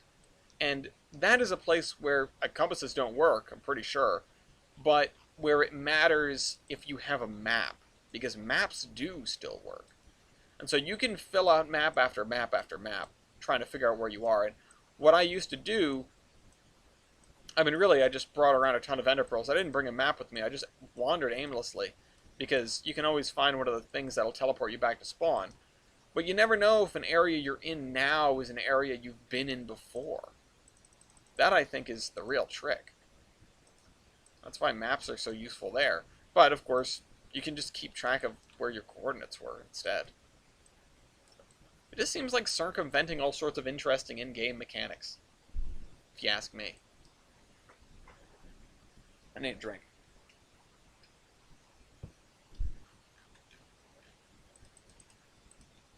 But nobody asked me, so.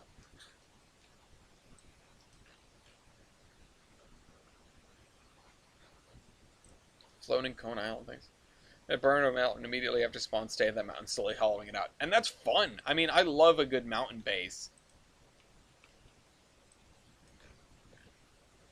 Alright, well, we need to clear this out at some point, but I don't think that's a today job. Let's see, what else have we got on the list? Telephone poles. Alright, yeah, let's at least finish stringing these poles to the bridge. Because apparently I gave up over here. Yeah, there we go.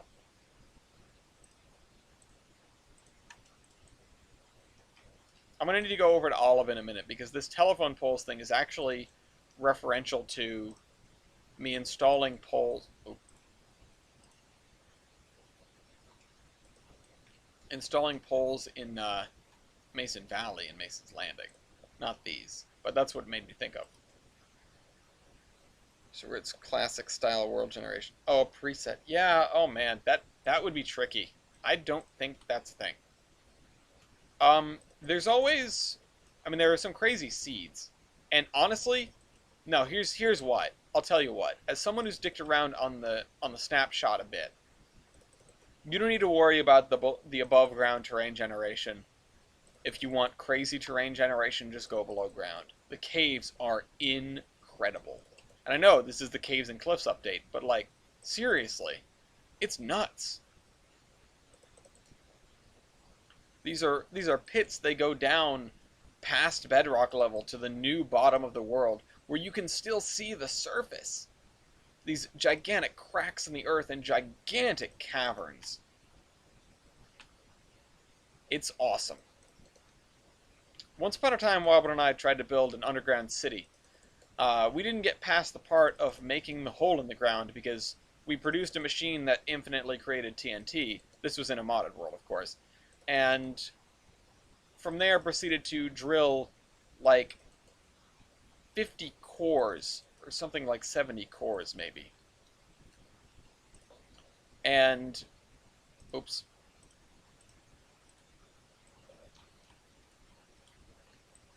Pack those with the TNT. We never set that off. We never ended up setting that off, which is kind of a shame. Alright, let's see. Did I put up telephone poles in Olive? So this is the, yeah, telephone poles. Oh, I got a ping.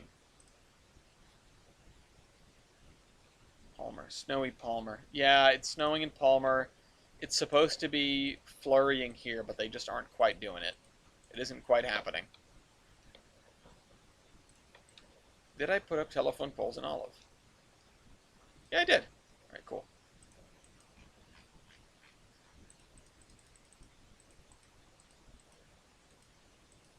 I like how everything's named. That makes me happy.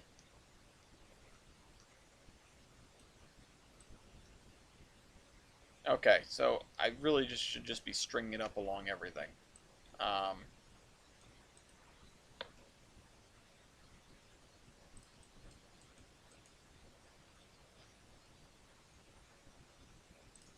how do you... Well, I guess you just thread it through here. Hello. What? The ground is snowy?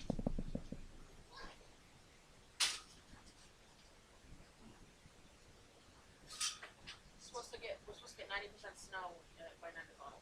90%? What does 90% snow mean? It means most likely not snow. Oh, like a 90% chance of snow. Yeah. Okay.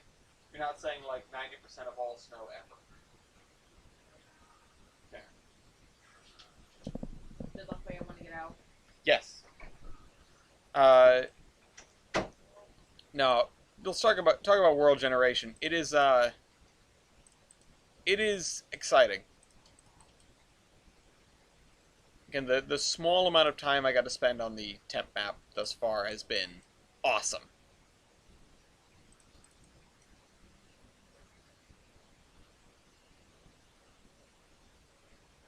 Alright, I'm going to put this over here because the awnings of the buildings are in the way. Listen, I like snow, okay? I've been waiting for it thus far. I'm dreaming of a white westie. I would sing right now, but my throat hurts, as previously mentioned. I just want to see the wagon covered in snow.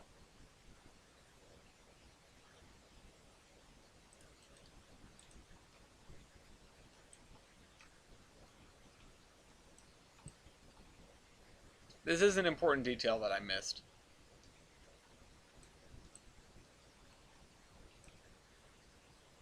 Let's see, what side of the road do I put the telephone wires down? This side? I mean, there's a pole right here.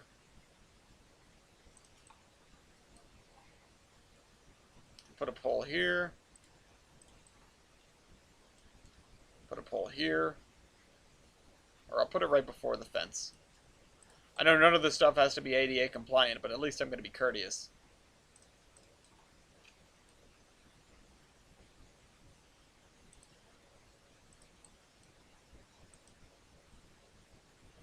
I know you're not making fun of me.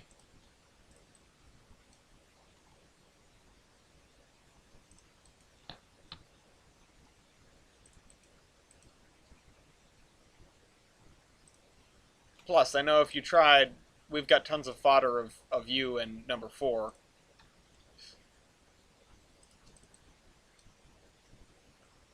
Which, I mean, the conversation that followed the incredibly wholesome posts by, well, the DM I got from East, which was incredibly touching, and also the post that Shortline made. Which, boy, you guys are... Love you guys. Imagine a sequel to Polar Express with Alice as the main character. Yeah, and it's just me trying to chase the train in my 240. It's not... It's like... It's called a Foamer Express. I found out the Polar Express is real, and I'm endeavoring to catch it on film or something. Like a cross between, like, Ghost Hunters and just... I don't know. Pentreks. Would anybody fund that?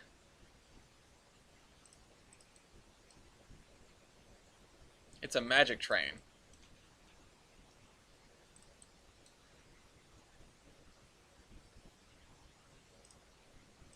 The Iron Horseman chased the Polar Express. You know, I don't know why it never struck us to have an episode involving, like, the myth of the Polar Express in the Iron Horseman universe. Because that's got to be a thing, right? I've never even considered that until this very moment.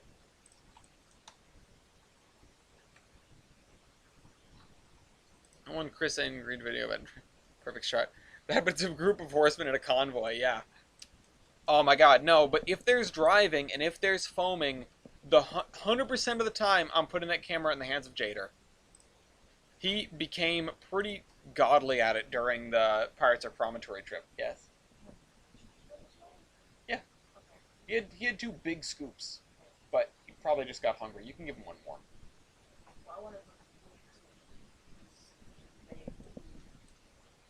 He's going to be begging for food anyway. He acts like he hasn't been fed ever in his entire life.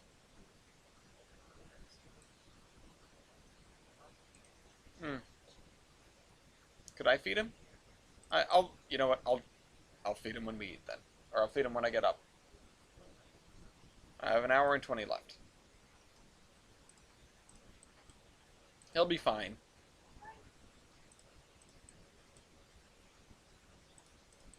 Dog's being pesty, as he does. we're going to put that over there. Jader is the guy I trust with the camera. Oh, yeah.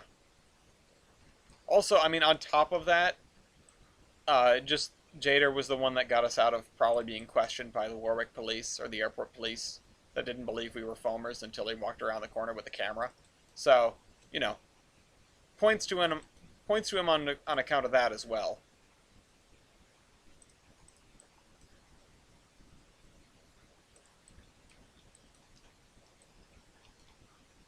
So let's see. Do I send it up this street? Ivan and the Myth of Christmas. Ivan, it's the myth of the Polar Express. Yet, myth of Christmas.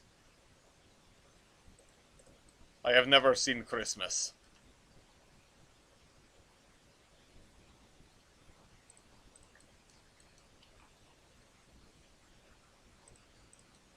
Alright.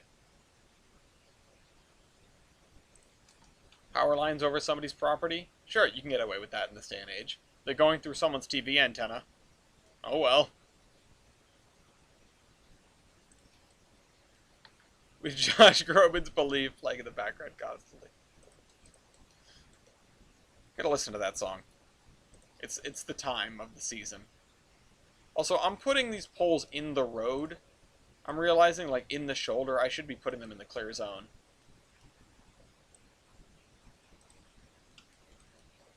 At least here, where we have space next to the road that isn't sidewalk, you know? Where's Mason to correct me? Oops. That is not a spline point. Okay. This should be where the sidewalk is supposed to be. Okay. Let me stand up. Let me rise up. I love how no matter what music, no matter what music I put on YouTube, YouTube eventually brings me to Hamilton. 100% of the time, it's like earlier today I started listening to Muse, and it auto-played a bunch of suggestions. I'm in the other room, I hear it playing Franz Ferdinand. I'm like, huh, this isn't Muse, that's interesting. And then it switches over to Hamilton. I'm like, okay, well, this isn't what I signed up for, but I guess I'm not mad.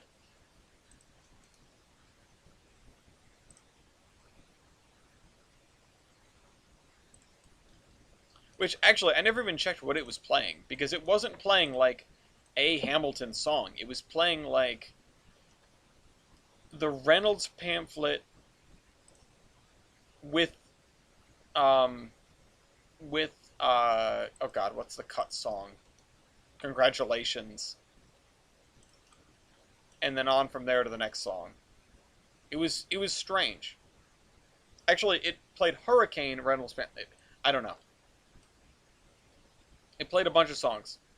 I think it might have been like one of the things that's all the animatics together. That's what it might have been. All the animatics together, and oh, it's the other side of the road. There we go.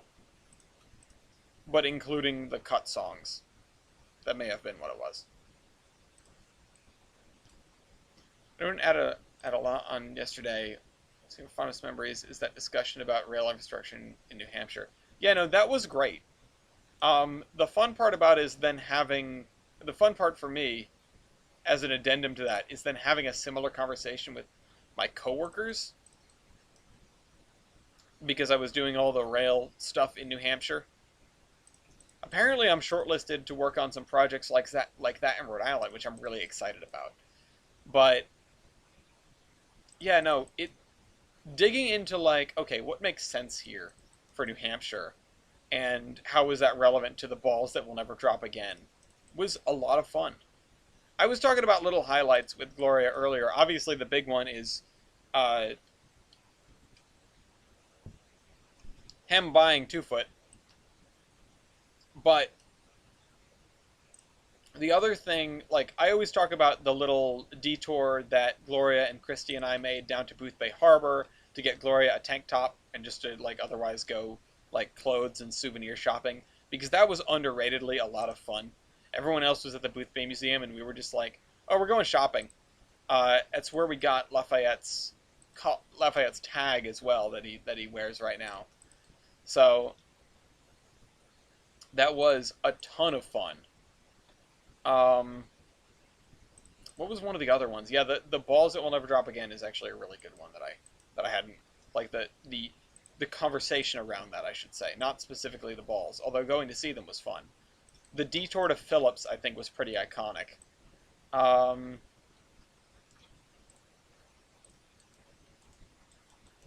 Even some of the, like, stuff that was low-key frustrating in the moment, like when we were all trying to chase Conway and nobody could seem to agree on how we were going to do it.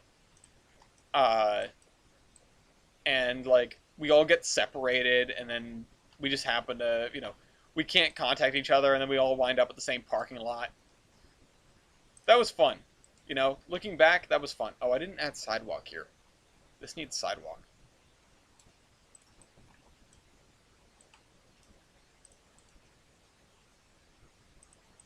Well, some of it needs sidewalk.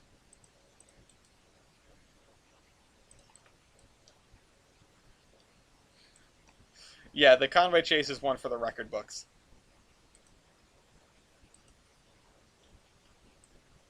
What are we gonna do down this road here? I have no reference uh, for how telephone poles intermingle with trolley poles. I don't have any mental imagery of that. I'm afraid to continue with this because I know I'm getting into an area that I know nothing about. I don't know how they did it. Oh, wrong thing. Let me just grab this and go this way.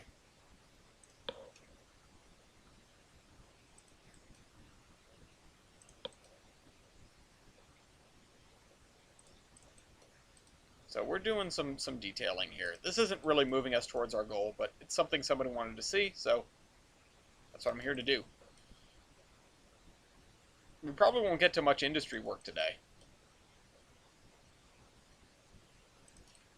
which I'm okay with.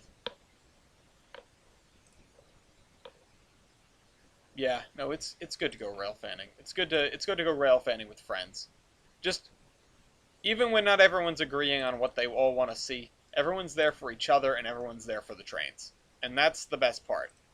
Like, during Gemini, this one sticks out to me in particular because it was an interesting one. Because during Gemini, we were really of multiple minds as to what we wanted to do on that trip. Achilles wanted it to be rail fanning. Um, I think, Milky wanted to explore some of the abandoned stuff. Dean wanted to see Two Foot. TJ and I mean, we were sort of there for all of it, there for everyone. But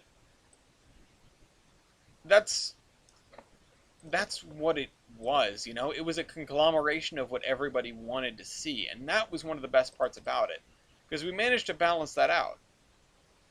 And Apollo was much less of a rail fanning trip than Gemini, because we didn't really have anyone who loved to rail fan on that trip, and we had time and days blocked out for rail fanning originally, but when the final cast of characters came in, it was less of a question of where are we going to rail fan, and more of a question of, like, well, are we going to rail fan? Just like mainline stuff. And we did do a little bit of it. We went down to the Hoosick Tunnel and we saw a train go in, but that was not in any, uh, that was not in any way, shape, or form what like those days ended up becoming, I suppose. Uh, yeah, and that seems to be the case. Achilles wants to just come here and railfan, and I'm totally down to railfan with him. It's just everyone else also wants to, one person says, hey, I'm going to go to Rhode Island, and everyone goes, oh, let's go! Which I really appreciate because I love all of you, and I love hosting a bunch of crazy horsemen.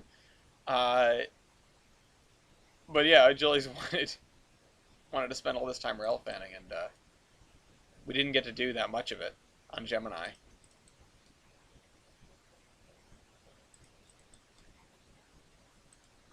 But that's the thing. That was a lot of people's first time in Rhode Island. And so we wanted to hit all the New England stuff that people had never seen before. And rail fanning is great, but at the same time, rail fanning is just going to see a mainline train or a branch line train, you know? And I feel like for a lot of people that lose its luster really quick, especially the people that have seen lots of just trains in general. I, on the other hand, rarely see a freight train. So getting that, getting any rail fanning in is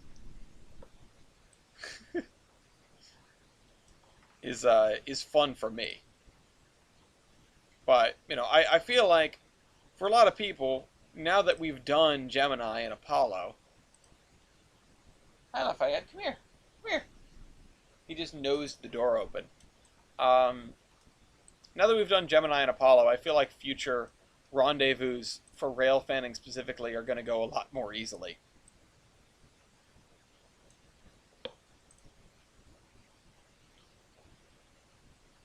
I'm going to rescue a CSX crew bus that got stuck. Oh, wow. That's a fun trip. That's exciting. Yeah. No, honestly, just show up. Just show up to my house. I'm not going to be mad. I might still have to work, but I'll take at least a day off to go do whatever. So to keep something in the bank of PTO, I'm going to go back to Vermont with Gloria for the upcoming Geminid meteor shower. And one of the fun things about that is going to be that I'm going to be there on a Monday and a Tuesday. We're going to be there on a Monday and a Tuesday, and we're probably not going to have the dog with us. So we may well, we may have the dog, we might not. We might spend some time chasing Vermont rail system around, or Pan Am around, while they're still a thing. If you're going to be up here for the Big E, let me know. That goes for you, Shortline, that goes for anyone. I know Pat was trying to make it, Dean was talking about making it. Everyone is welcome to come hang out at the Big E. I think about that drive through Maine more often than I should. Yes, no, Pan Am trip to KCS trip, absolutely. We're trying to work on a KCS trip for next year. I'm shooting for October because I assume KCS will still exist at that point. And there's another event down in Texas in October that I'm going to try to get to. It's the Fiat Freakout, even though I don't have a Fiat myself. I have a Volvo with a Fiat sticker on the front of it, still. Because I said I would get rid of it, and then I didn't. At some point, I'm afraid I'm never going to be able to take it off. But yeah, Geminid meteor shower. Gloria's never seen a shooting star. I saw my first shooting star at Hoosick Tunnel. And that was pretty cool. And now I'm excited to see like several hundred of them per hour. You know what? That's over top. Oh, thank goodness. Look at it. It's over top of the trolley wire. Yeah, no, absolutely. I wanna work that out. I want that to happen.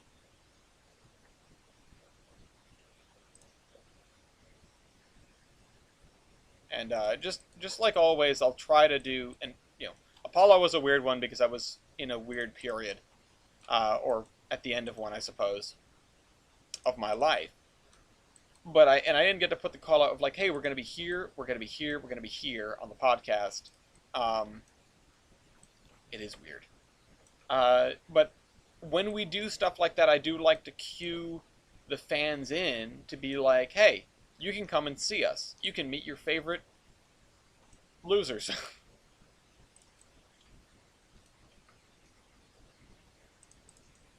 But, one of the most fun parts of the Promontory trip was getting recognized 2 separate times.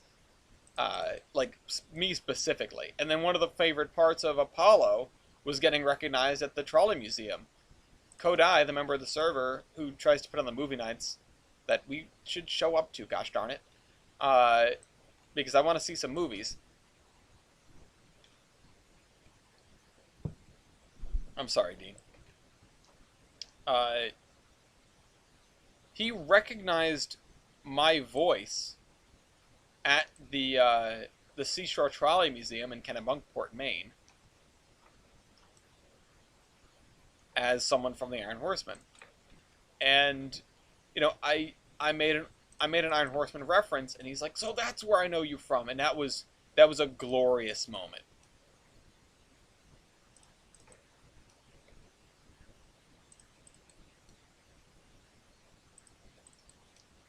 We had somebody like that at the IRM as well, but they turned out to not know me. They turned out to know someone who was very much like me. Where the heck is my bridge?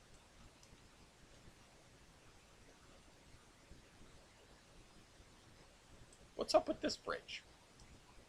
Is this an object or is this a spline? I think it's a spline. Oh. Oh, well, there's my problem.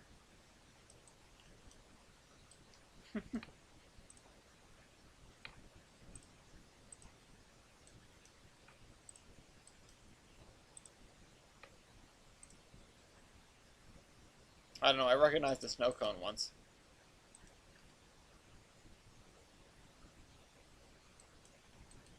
No, I know. Yeah, no, I would love to see that as well.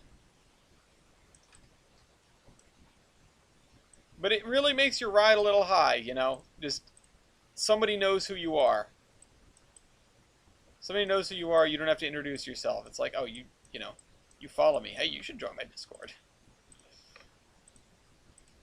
Alright. Oh, crud sacks. Put that there. Alright, whatever, that's close enough.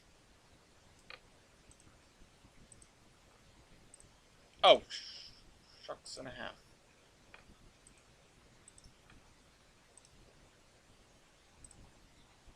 Doesn't count. In fairness, that was before 311 was a thing, I believe.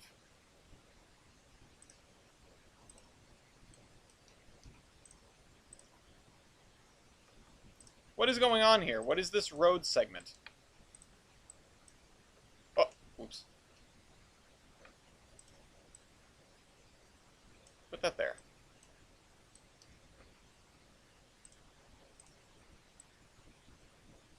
No, wrong thing. Lower the bridge, raise the road. Oh, it has a bump because it's yarn to yarnish. Whatever, we'll have to deal with that.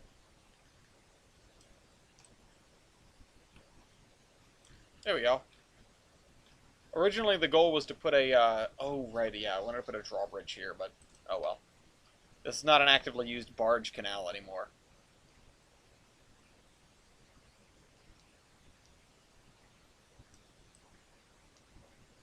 We need more good drawbridges. So we've got it down this street, we've got it down this street, we've got it down this street. We have it down this cross street. I think we have enough telephone poles up. A lot of the stuff a lot of the stuff on the main drag or over here would probably have been buried.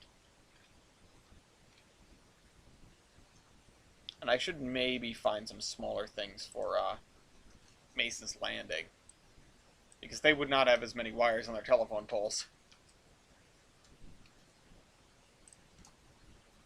So,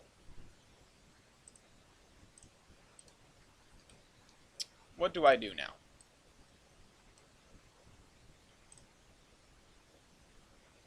Yeah, no, that's fun. I always am surprised by where he lives. I also find it kind of funny that we're keeping up this confidentiality. I, I suppose most people don't know who it is, but it's very amusing to me since I know who it is. Okay. So those telephone poles are up. We've got an hour left. What are we going to do with an hour? Plant more trees? No, we've done that today.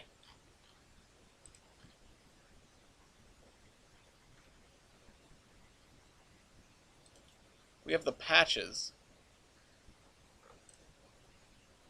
Swamp patch. Oh, I missed a patch in the swamp, did I? Or did I already fix that? That was the thing from last time. Yeah, that was... Where is it? The little semicircle right here. This. Or was it... Yeah, I think... No, it was this. It was that. Right there. So I think we're good on that front.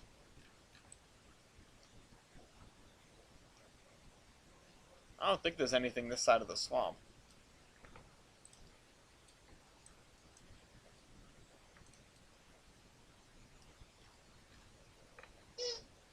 I need to burn around 40 hours so that PTO doesn't reset at the end of the year. You have 40 hours of PTO to burn? Do you have to get to 0, or... Wait, isn't the snow cone guy the person that voiced Bickless? You'll never know. Actually, just check the credits. Appearances.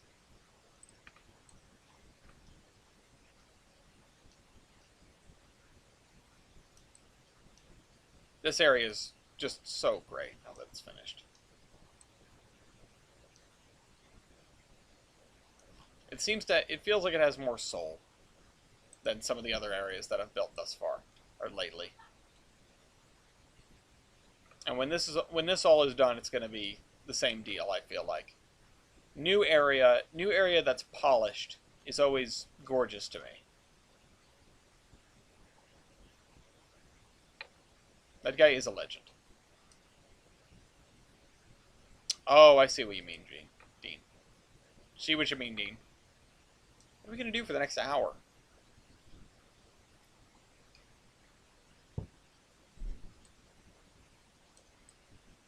No, and he's a good sport. Love a snow cone. Okay. So, we're back here. I guess we'll spend an hour doing industries because we probably should spend some time doing industries. The other thing we should probably be doing is seeding the roundhouse, or seeding the railroad with, like, engines and stuff, but we'll get to that. This is too big of a project for me to want to take on right now. I think these two industries, if we can get these two done and catalog, it'll make me very happy. So, we have an industry link here. We have like 4 over at the brewery. But I think I can do it with just 1. Also, this is a dead end. Like, this door into this building, this does nothing. Seed Industries, yes. So, I think these guys are all set up with what they need to take. Just kidding, they're not. Okay, we need to figure this out. So, I wanted to be... This takes in the crane scrap iron. And it takes in some number of cars of that, and some number of cars of the pellets. And also, oh, I forgot. We just set this up as well. Some number of cars of the chlorine. It spits out like 1 car of this and 1 car of this. So these two are this, which is like supposed to be ferrous scrap metal, so that can go to the steel mill, and this is supposed to be non-ferrous scrap metal, or this is ferrous and that's non-ferrous. Either way, point is, this is supposed to work in a certain way. So I'm not going to be able to see you guys anymore, but that's the way it goes. You guys ready? I'm ready. You. Nobody put anything in there. Okay. Industries in balance. Oh, I need to change Cork and Sons too. This needs to be done. Oh, these guys. The stuff in Olive I never touched. Whatever. Let's get these 2 done. So, scrapyard. Let's see. Mason Valley. Ginger metals recycling. Sorted scrap pickup 1, sorted scrap pickup 2. So, we need to remember which one is which. But, scrap metal blue. Do we say that's the ferrous one, or do we say this is the non... Because one of these is going to have to go to the thing. And also, do we produce them in equal ratios or not? That's another question. So, these guys have the same car, right? This 7800, the scrap metal blue, if I scroll down here, because I can just put down these cars. Yeah, so it's the DPR gondola. And I don't think either of them are carried by anything else that we have on the roster right now. So, let's put down a couple of those. Oh, I need to do seed mode. Seed. DPR. For now, I'll just assume one of each. But it's probably going to be more than one, because this place is supposed to handle a lot of stuff. So, let's see. One of these is supposed to be blue, the other one is supposed to be the scrap. And I'll push them back a little bit just so I can get at this. This one is just the regular scrap. That one is the blue. Compared to the other one, this is going to be easy. Or sorry, compared to this one, the other one is going to be easy.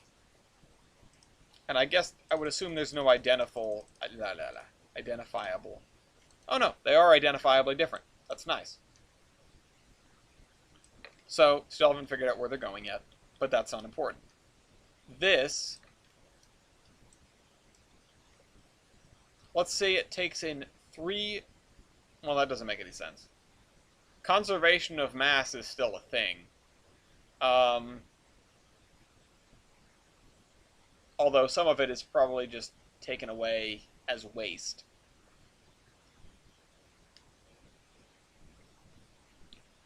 But 3 plus 1 plus 1 plus 3. Or 3 plus 1 plus 1 equals 3. So if I put in, let's do it like this then. The crane scrap metal uses the mill gondola, right? The mill gondola WL and G. That's you. And so I think you're supposed to take in 3 carloads. So we actually won't be doing anything with that right now. So,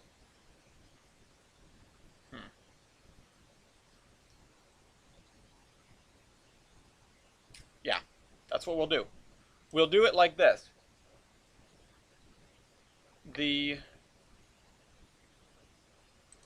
I like the look of this better for the ferrous scrap metal, so I think I'm going to make this the ferrous scrap metal. Although, the thing does not make it look like it. Let's look at this again. POA scrap.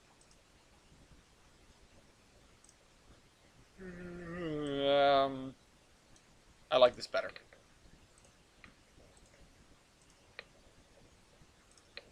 We can only load 2 cars at a time, or should we make the loading bays longer?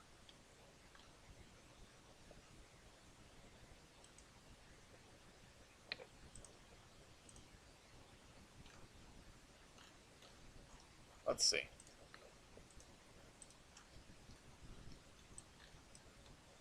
So yeah, 3 to 3. Most of it's ferrous, some of it's not. And it also will take 1 thing of pellets. So let's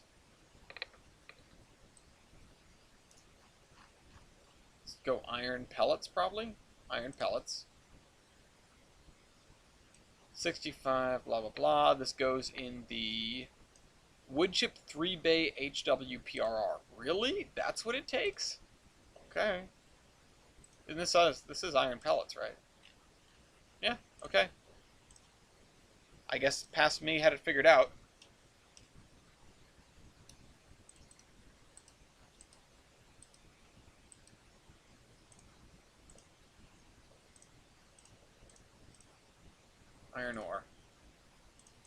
Oh wait, no, not iron ore. Iron pellets. So it takes 1 carload of iron pellets, 3 carloads of scrap, produces 2 carloads of that and 1 carload of that, but it also... I'm going to need to move this building out of the way.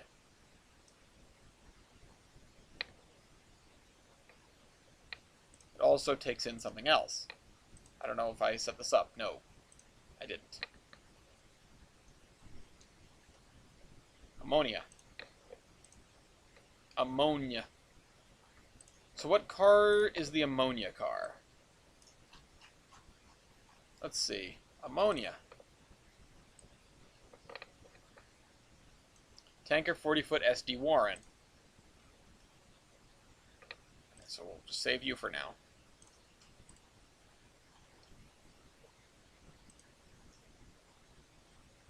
Oh, I don't have that one installed. I just have the UTLX one.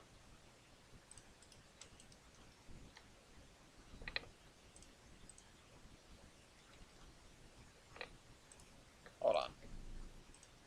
That one looks too new also.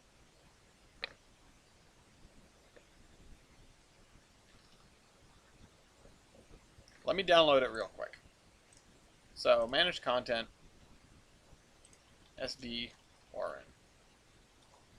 Show me the DLS. What's the difference between these?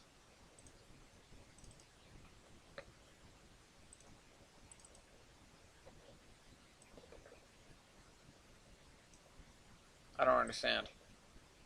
There's 2 almost identical assets.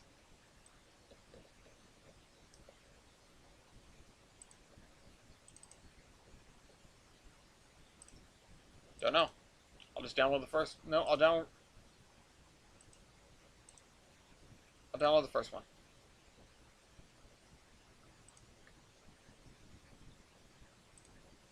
It's supposed to be you guys.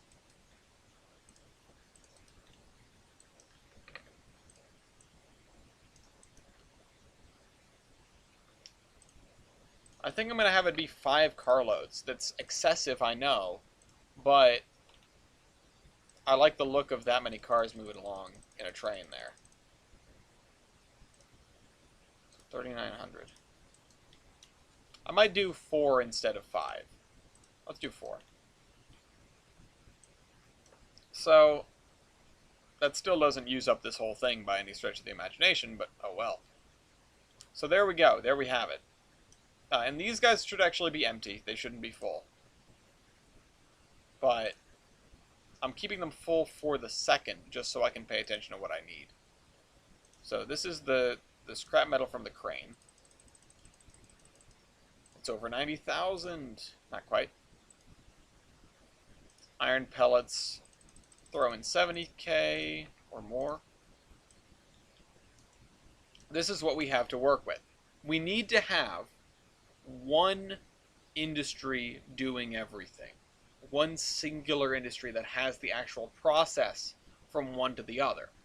And that's going to be the difficult part because we're going to have to do a lot of math. So,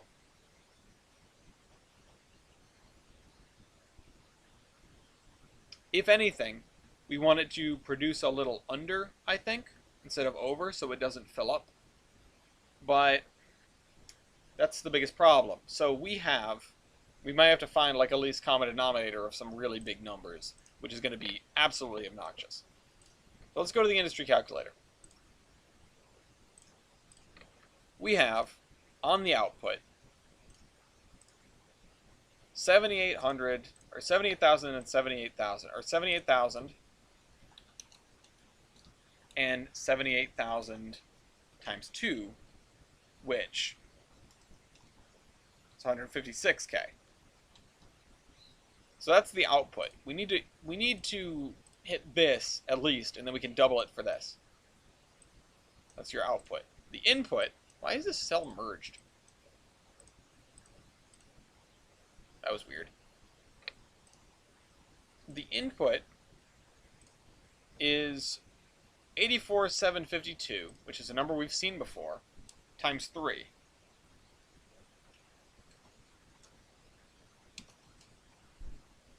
So that is not a nice round number by any stretch of the imagination. Not great. We have the tank cars, which hold 34k apiece. Or sorry, 39k apiece, and we have 4 of them, but we could change that number. It goes 39,000 times 4. I'd be willing to go up to the top, but this is 1 to 1. So we already have a ratio that's looking pretty good.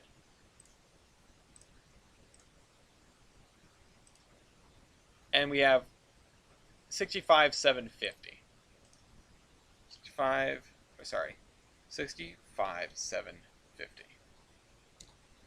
Now the reason we're doing 3 units, is because we have 1 carload coming from Olive and 2 coming from the breakers. Now this is 1 to 1, which I already said, but that makes things really easy. We just need to figure out the ratio of this to this and this to this. Now,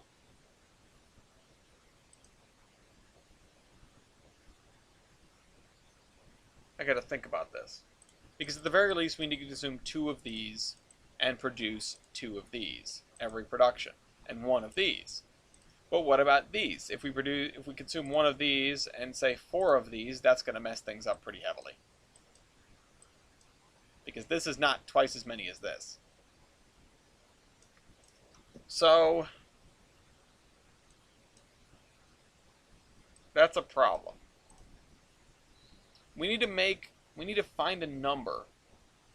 See, we can do 10. 10s are easy to work with, because everything ends in a 0 except for this. So this is the thing that presents the problem.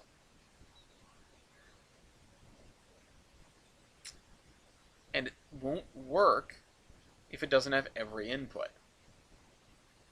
So that's a problem, like I said.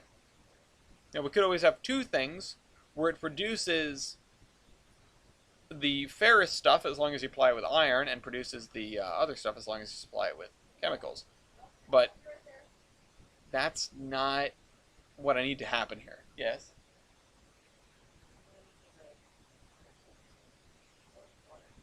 Okay. I'll wrap it up as soon as I figure this equation out. We're doing some hardcore algebra.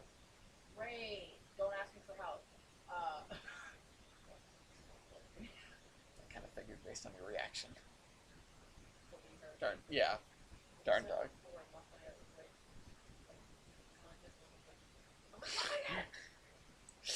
Darn dog. Anyway. Let me do some really quick maths. Just some really basic stuff. Times something. And same thing with here. I'll just copy that down here. But instead of that, I want, what is this? J5. Sorry, J5. We need to see how close we can get it to this. So times 2, it's way too high. Times 0.5, it's still way too high. So that means this is not going to work. We need to figure out something else. This is going to be our most basic number. So we need to find the least common denominator of these 2 things. Is it 10? We need to find the least common denominator of all of these. Least common denominator, calculator. Calculator soup! Find the least common denominator. Oh wait, no, sorry. Least common denominator is not the thing that I'm thinking of. We need to find the smallest factor, or the greatest factor. Greatest common factor calculator. Guess I'm not too good at this stuff either. This is going to be ridiculous. You think I can just copy all these over at once? Holy crap, I can calculate.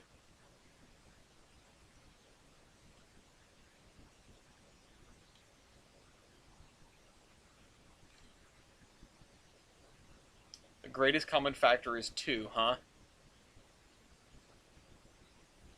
But how do we make that work? So, this produces 2, 2, 4, we still have the same ratio. That didn't help, actually. That didn't help at all.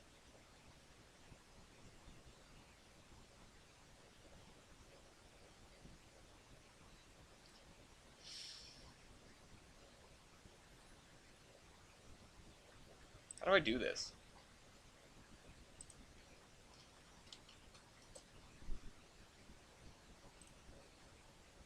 Um...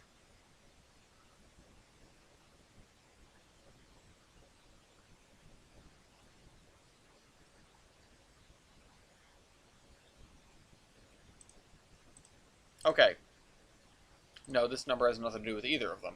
That's the problem. These three quantities can't be related easily. Can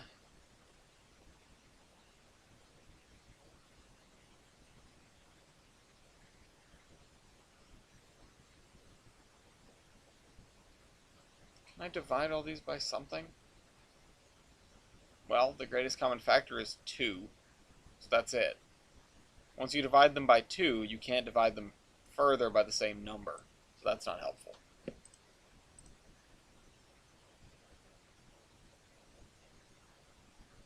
What is the ratio of this to this? Greatest common factor of these two things.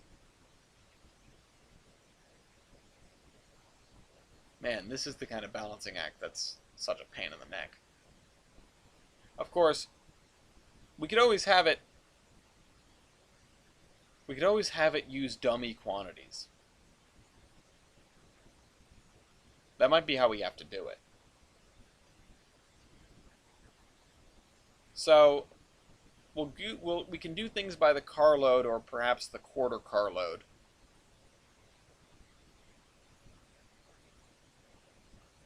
As long as things round out in a day, it's okay. So, this can go 1-to-1 with this. We've established that already. How many productions are we going to have for 156,000?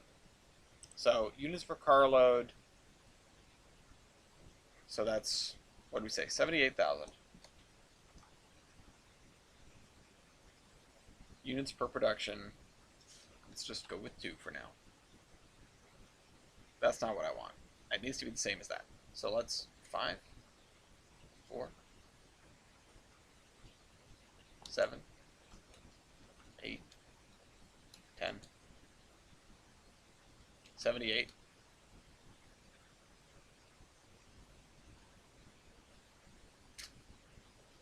We're going to be doing this again.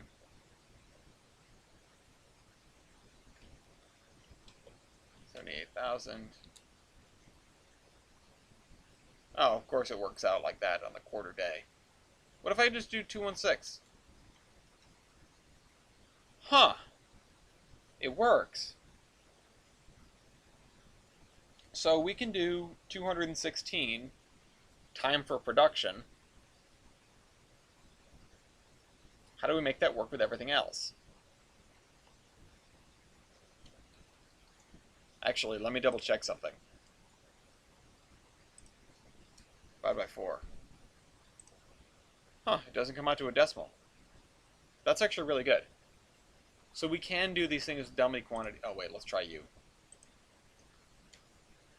Crap.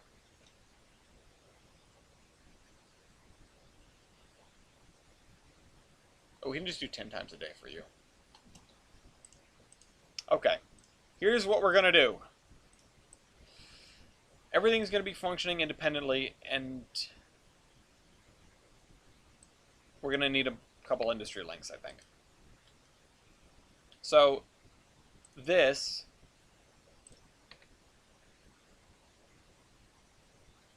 the 156,000 is this to this. Yeah. So,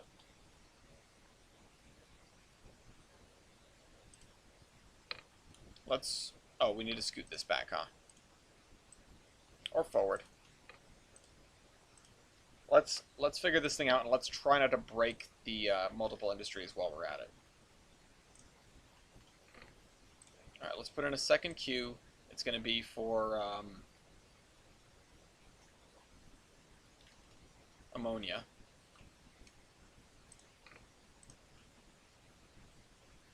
we need to set both of these to be items. Oops. I think I'm getting somewhere. I genuinely think I'm getting somewhere. Items. So it just has to have something for every production. Which means we need another queue of a dummy item. Oh, and the other thing I need is a third queue for the other kind of scrap. Scrap metal with a lowercase m. Hey, it's the right one. Cool.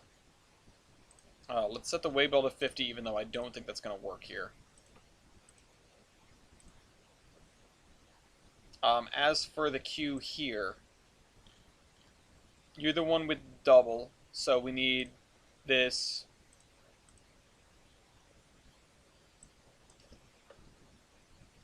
$312,000. Getting at.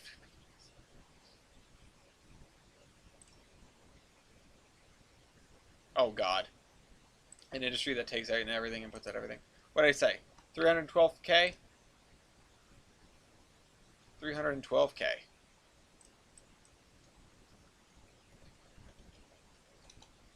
Thank goodness these don't have a maximum item number. That as well. So, because you're the active industry, you're gonna get the initial product amount. So that means 156,000, I believe, if I'm remembering right. Yes. 156,001 items, apparently.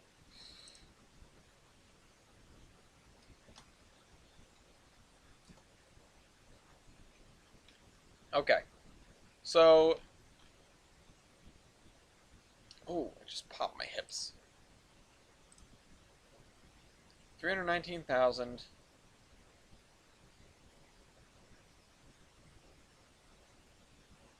Or, sorry. Wait a minute. What? Units per production. Oh, whoops. My bad.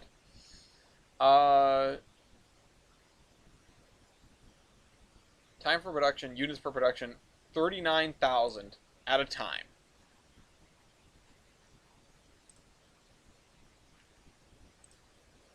Oh, this one's broken.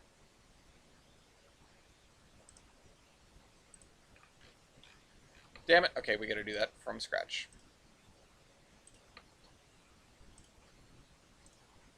Alright, so we need the scrap. We need scrap metal. Top one. We need the ammonia.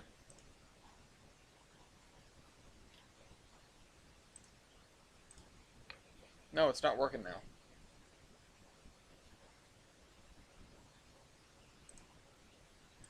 How come it's not?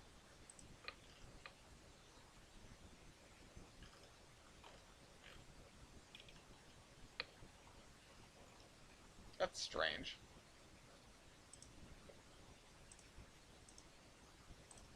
This is a problem I ran into with some other multiple industries previously.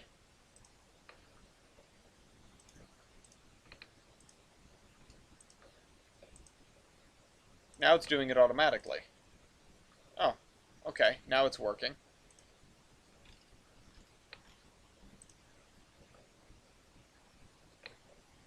Let's just change this one to scrap. Let's just see if I can get it to work. The thing is, we may have to do it again, and we may have to work by trial and error again. No, it's not going to work now that I've deleted a product. No. Has anyone seen this bug before? Does anyone know what to do? Because this is being a son of a gun.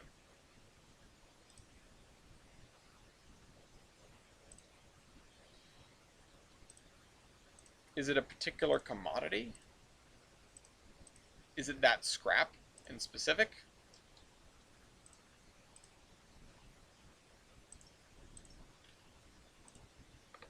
No, that works.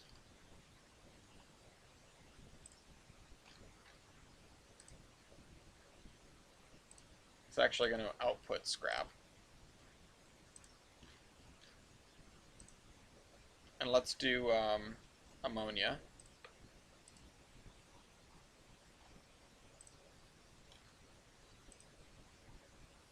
Okay, process input is ammonia. That's good.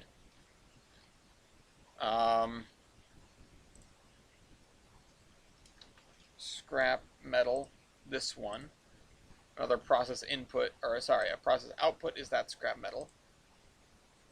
That's good. We're getting there. Now we need our dummy product. In fact, we need two of them. What is going to be the most useless thing here? What can we use almost as a meme, just as a dummy product? Let's see. Let's use something that we can't put in a car.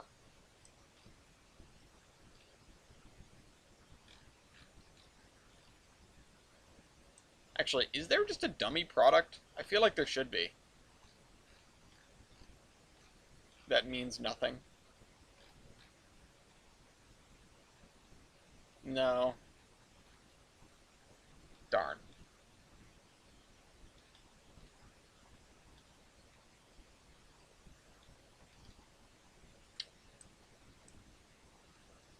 Wool bale. I have so many products that I can never use because I don't have a thing for them. 100-ton hopper scrapped. That's an interesting one.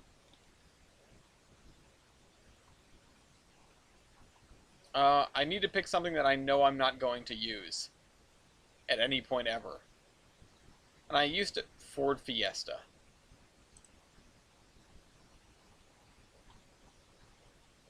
Although, it would make sense if it's something relevant.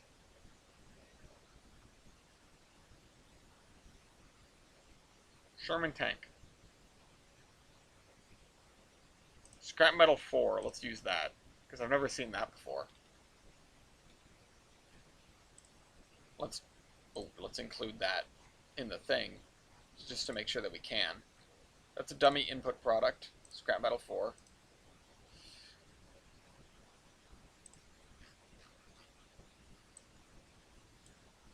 And then let's use iron.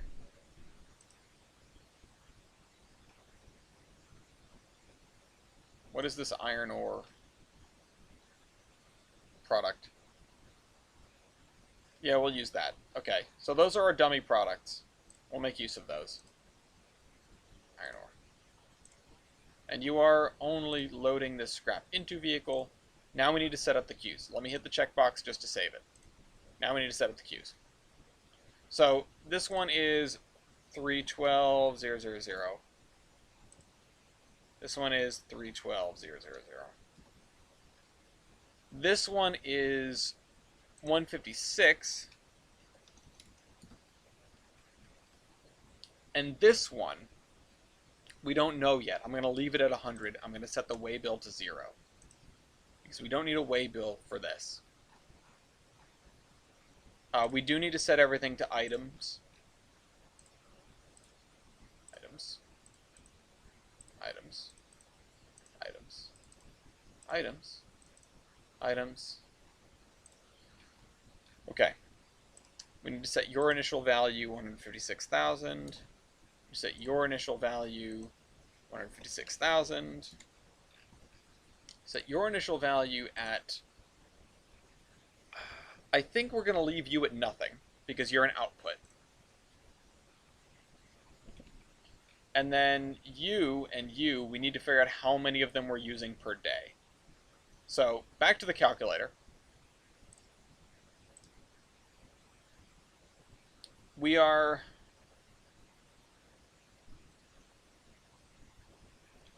need to know the number of productions per day. Okay, so it's going to be 4. 4 productions per day. We knew that already. So 4 productions per day means we need to have 4 of these in reserve.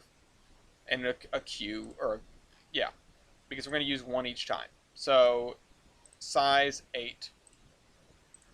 Size 8. Q 4. Q 4. Okay. And here's how we're going to do things. Processes, every 21,600, number we should be very familiar with this at this point, consumes one of these, consumes one of these, consumes 39,000 of these, produces 39,000 of these. Oh, sorry. Produces half of that. Oh, no, no, sorry. Produces 39,000 of that. And then half of 39,000 is 20... Okay, hold on. 15K. I'm not doing that in my head. Screw it.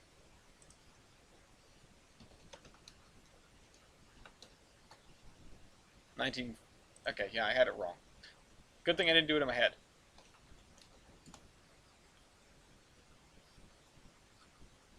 The school math stuff is handy to know what math you need to do.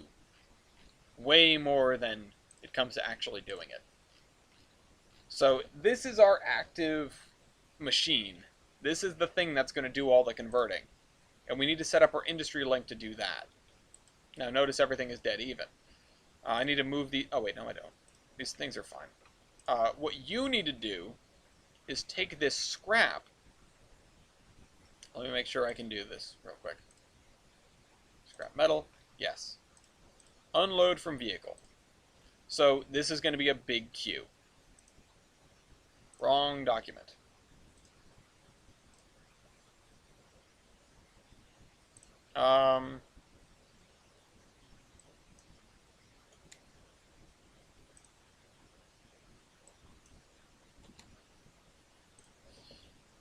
508, 512. I think that's the largest number I've ever entered in here. Waybill, 50%. And you're going to start with half that, which is 254, 256.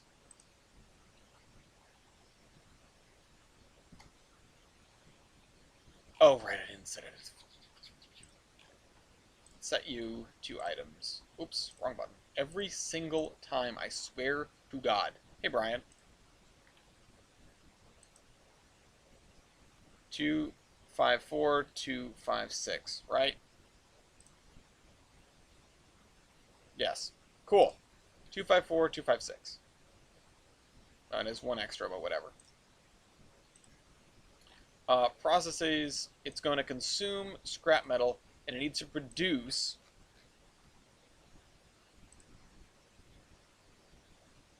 This is one of the things that we have an object for, right?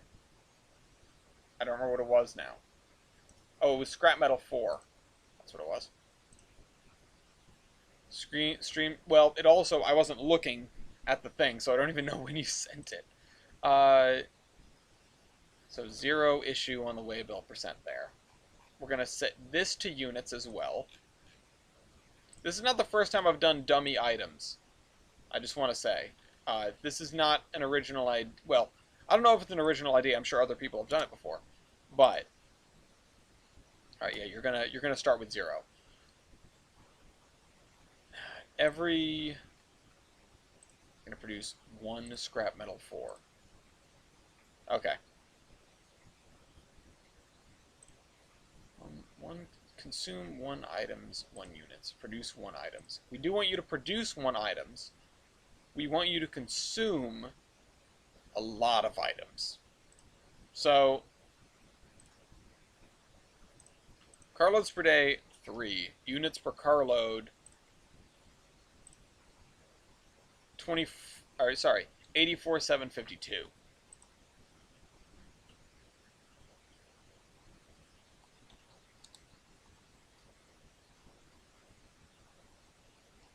I'm just going to make that... I think that's right, but I'm going to make sure it's right. Yeah, so that number is the same as that number. That means this is fine. You consume 63,564 every time.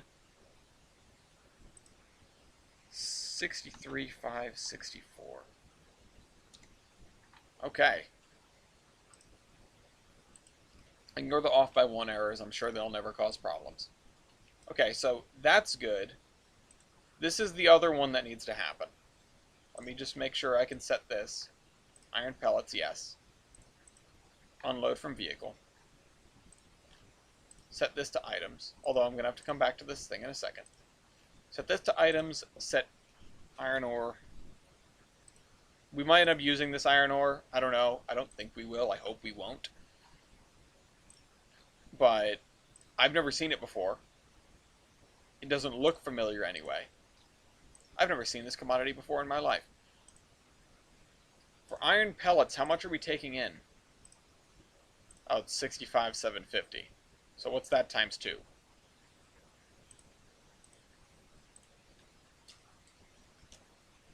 131,500. Okay.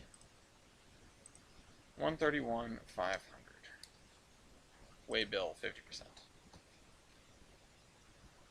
You're starting out half full. The glass is half full. 65,750. Or maybe it's half empty.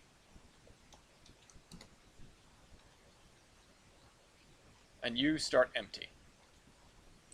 So processes, you take the iron pellets and you convert it into iron ore due to magic. Duration 21,600, as we know. Produces 1 items, consumes a quarter of a car, right? So 0.25. Oh, crap. This is going to be a problem.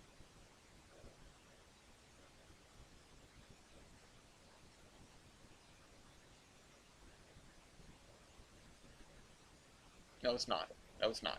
Okay, hold on. Hold on. Hodito. 65,750. Time for production. Yeah, that's not right. What about half of this? What about 21,600 divided by 2? Whatever that is.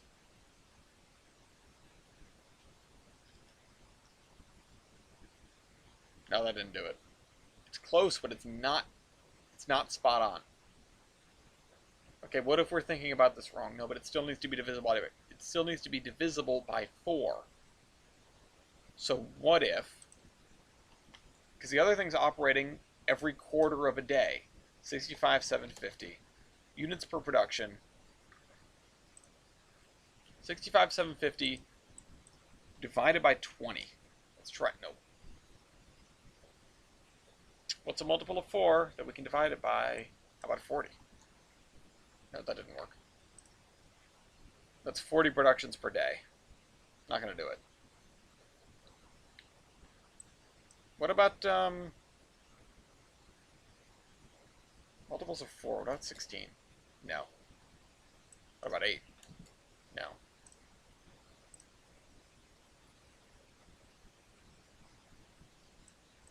I need to go higher, I think. What about 24? No, that didn't do it.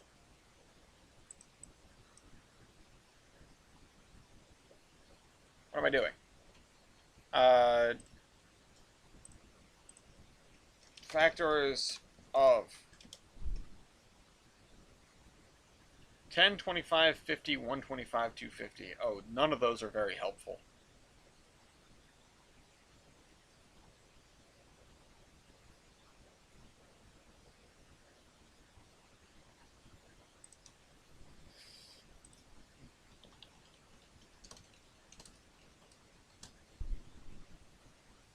That's so unhelpful. Okay, hold on. Let's do this. Wrong thing. Can I just... Nope, didn't work at all. Okay. Let's just divide some of these by 4. How about 526?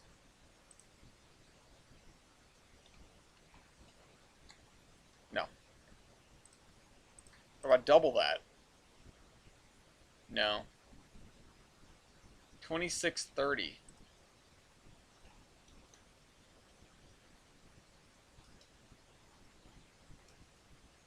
No. Damn it, these guys, they don't line up at all. They don't line up at all. I'm going to need to think even further outside of the box. I wanted to do some sort of multiplicative so that every carload it took in... Wait a minute. every carload it took in, it still needs to create something that can get used 4 times. At the end, it needs to create a number that can be used 4 times. But it can't produce 4 times a day. So it needs to produce something X number of times a day that's also a multiple of 4.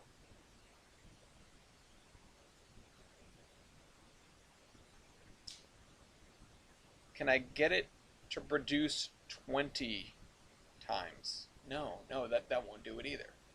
I already tried 20. Produces 20 times a day. Wait a minute.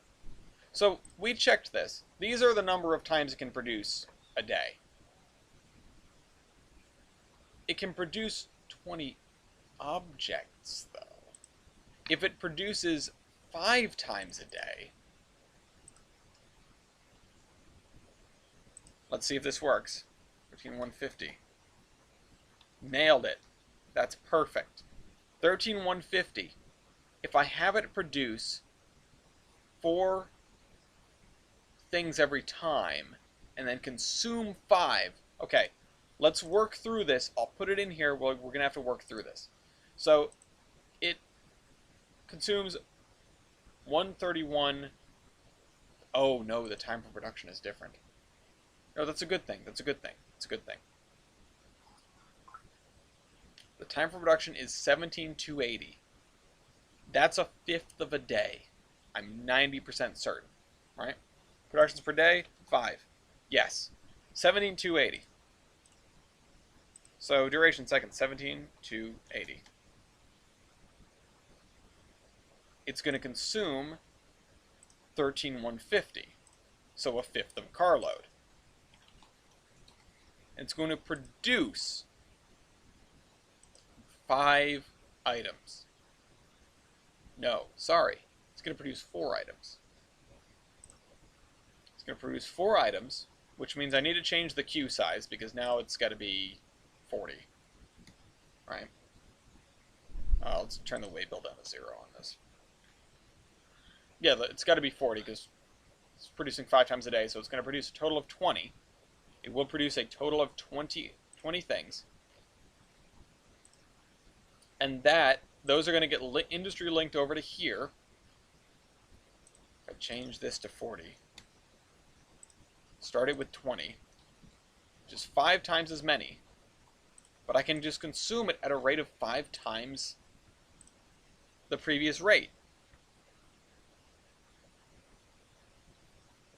And it has enough of a buffer that it should never reach a point where it can't produce when it's trying to produce. As long as it's refilled sometime during the day.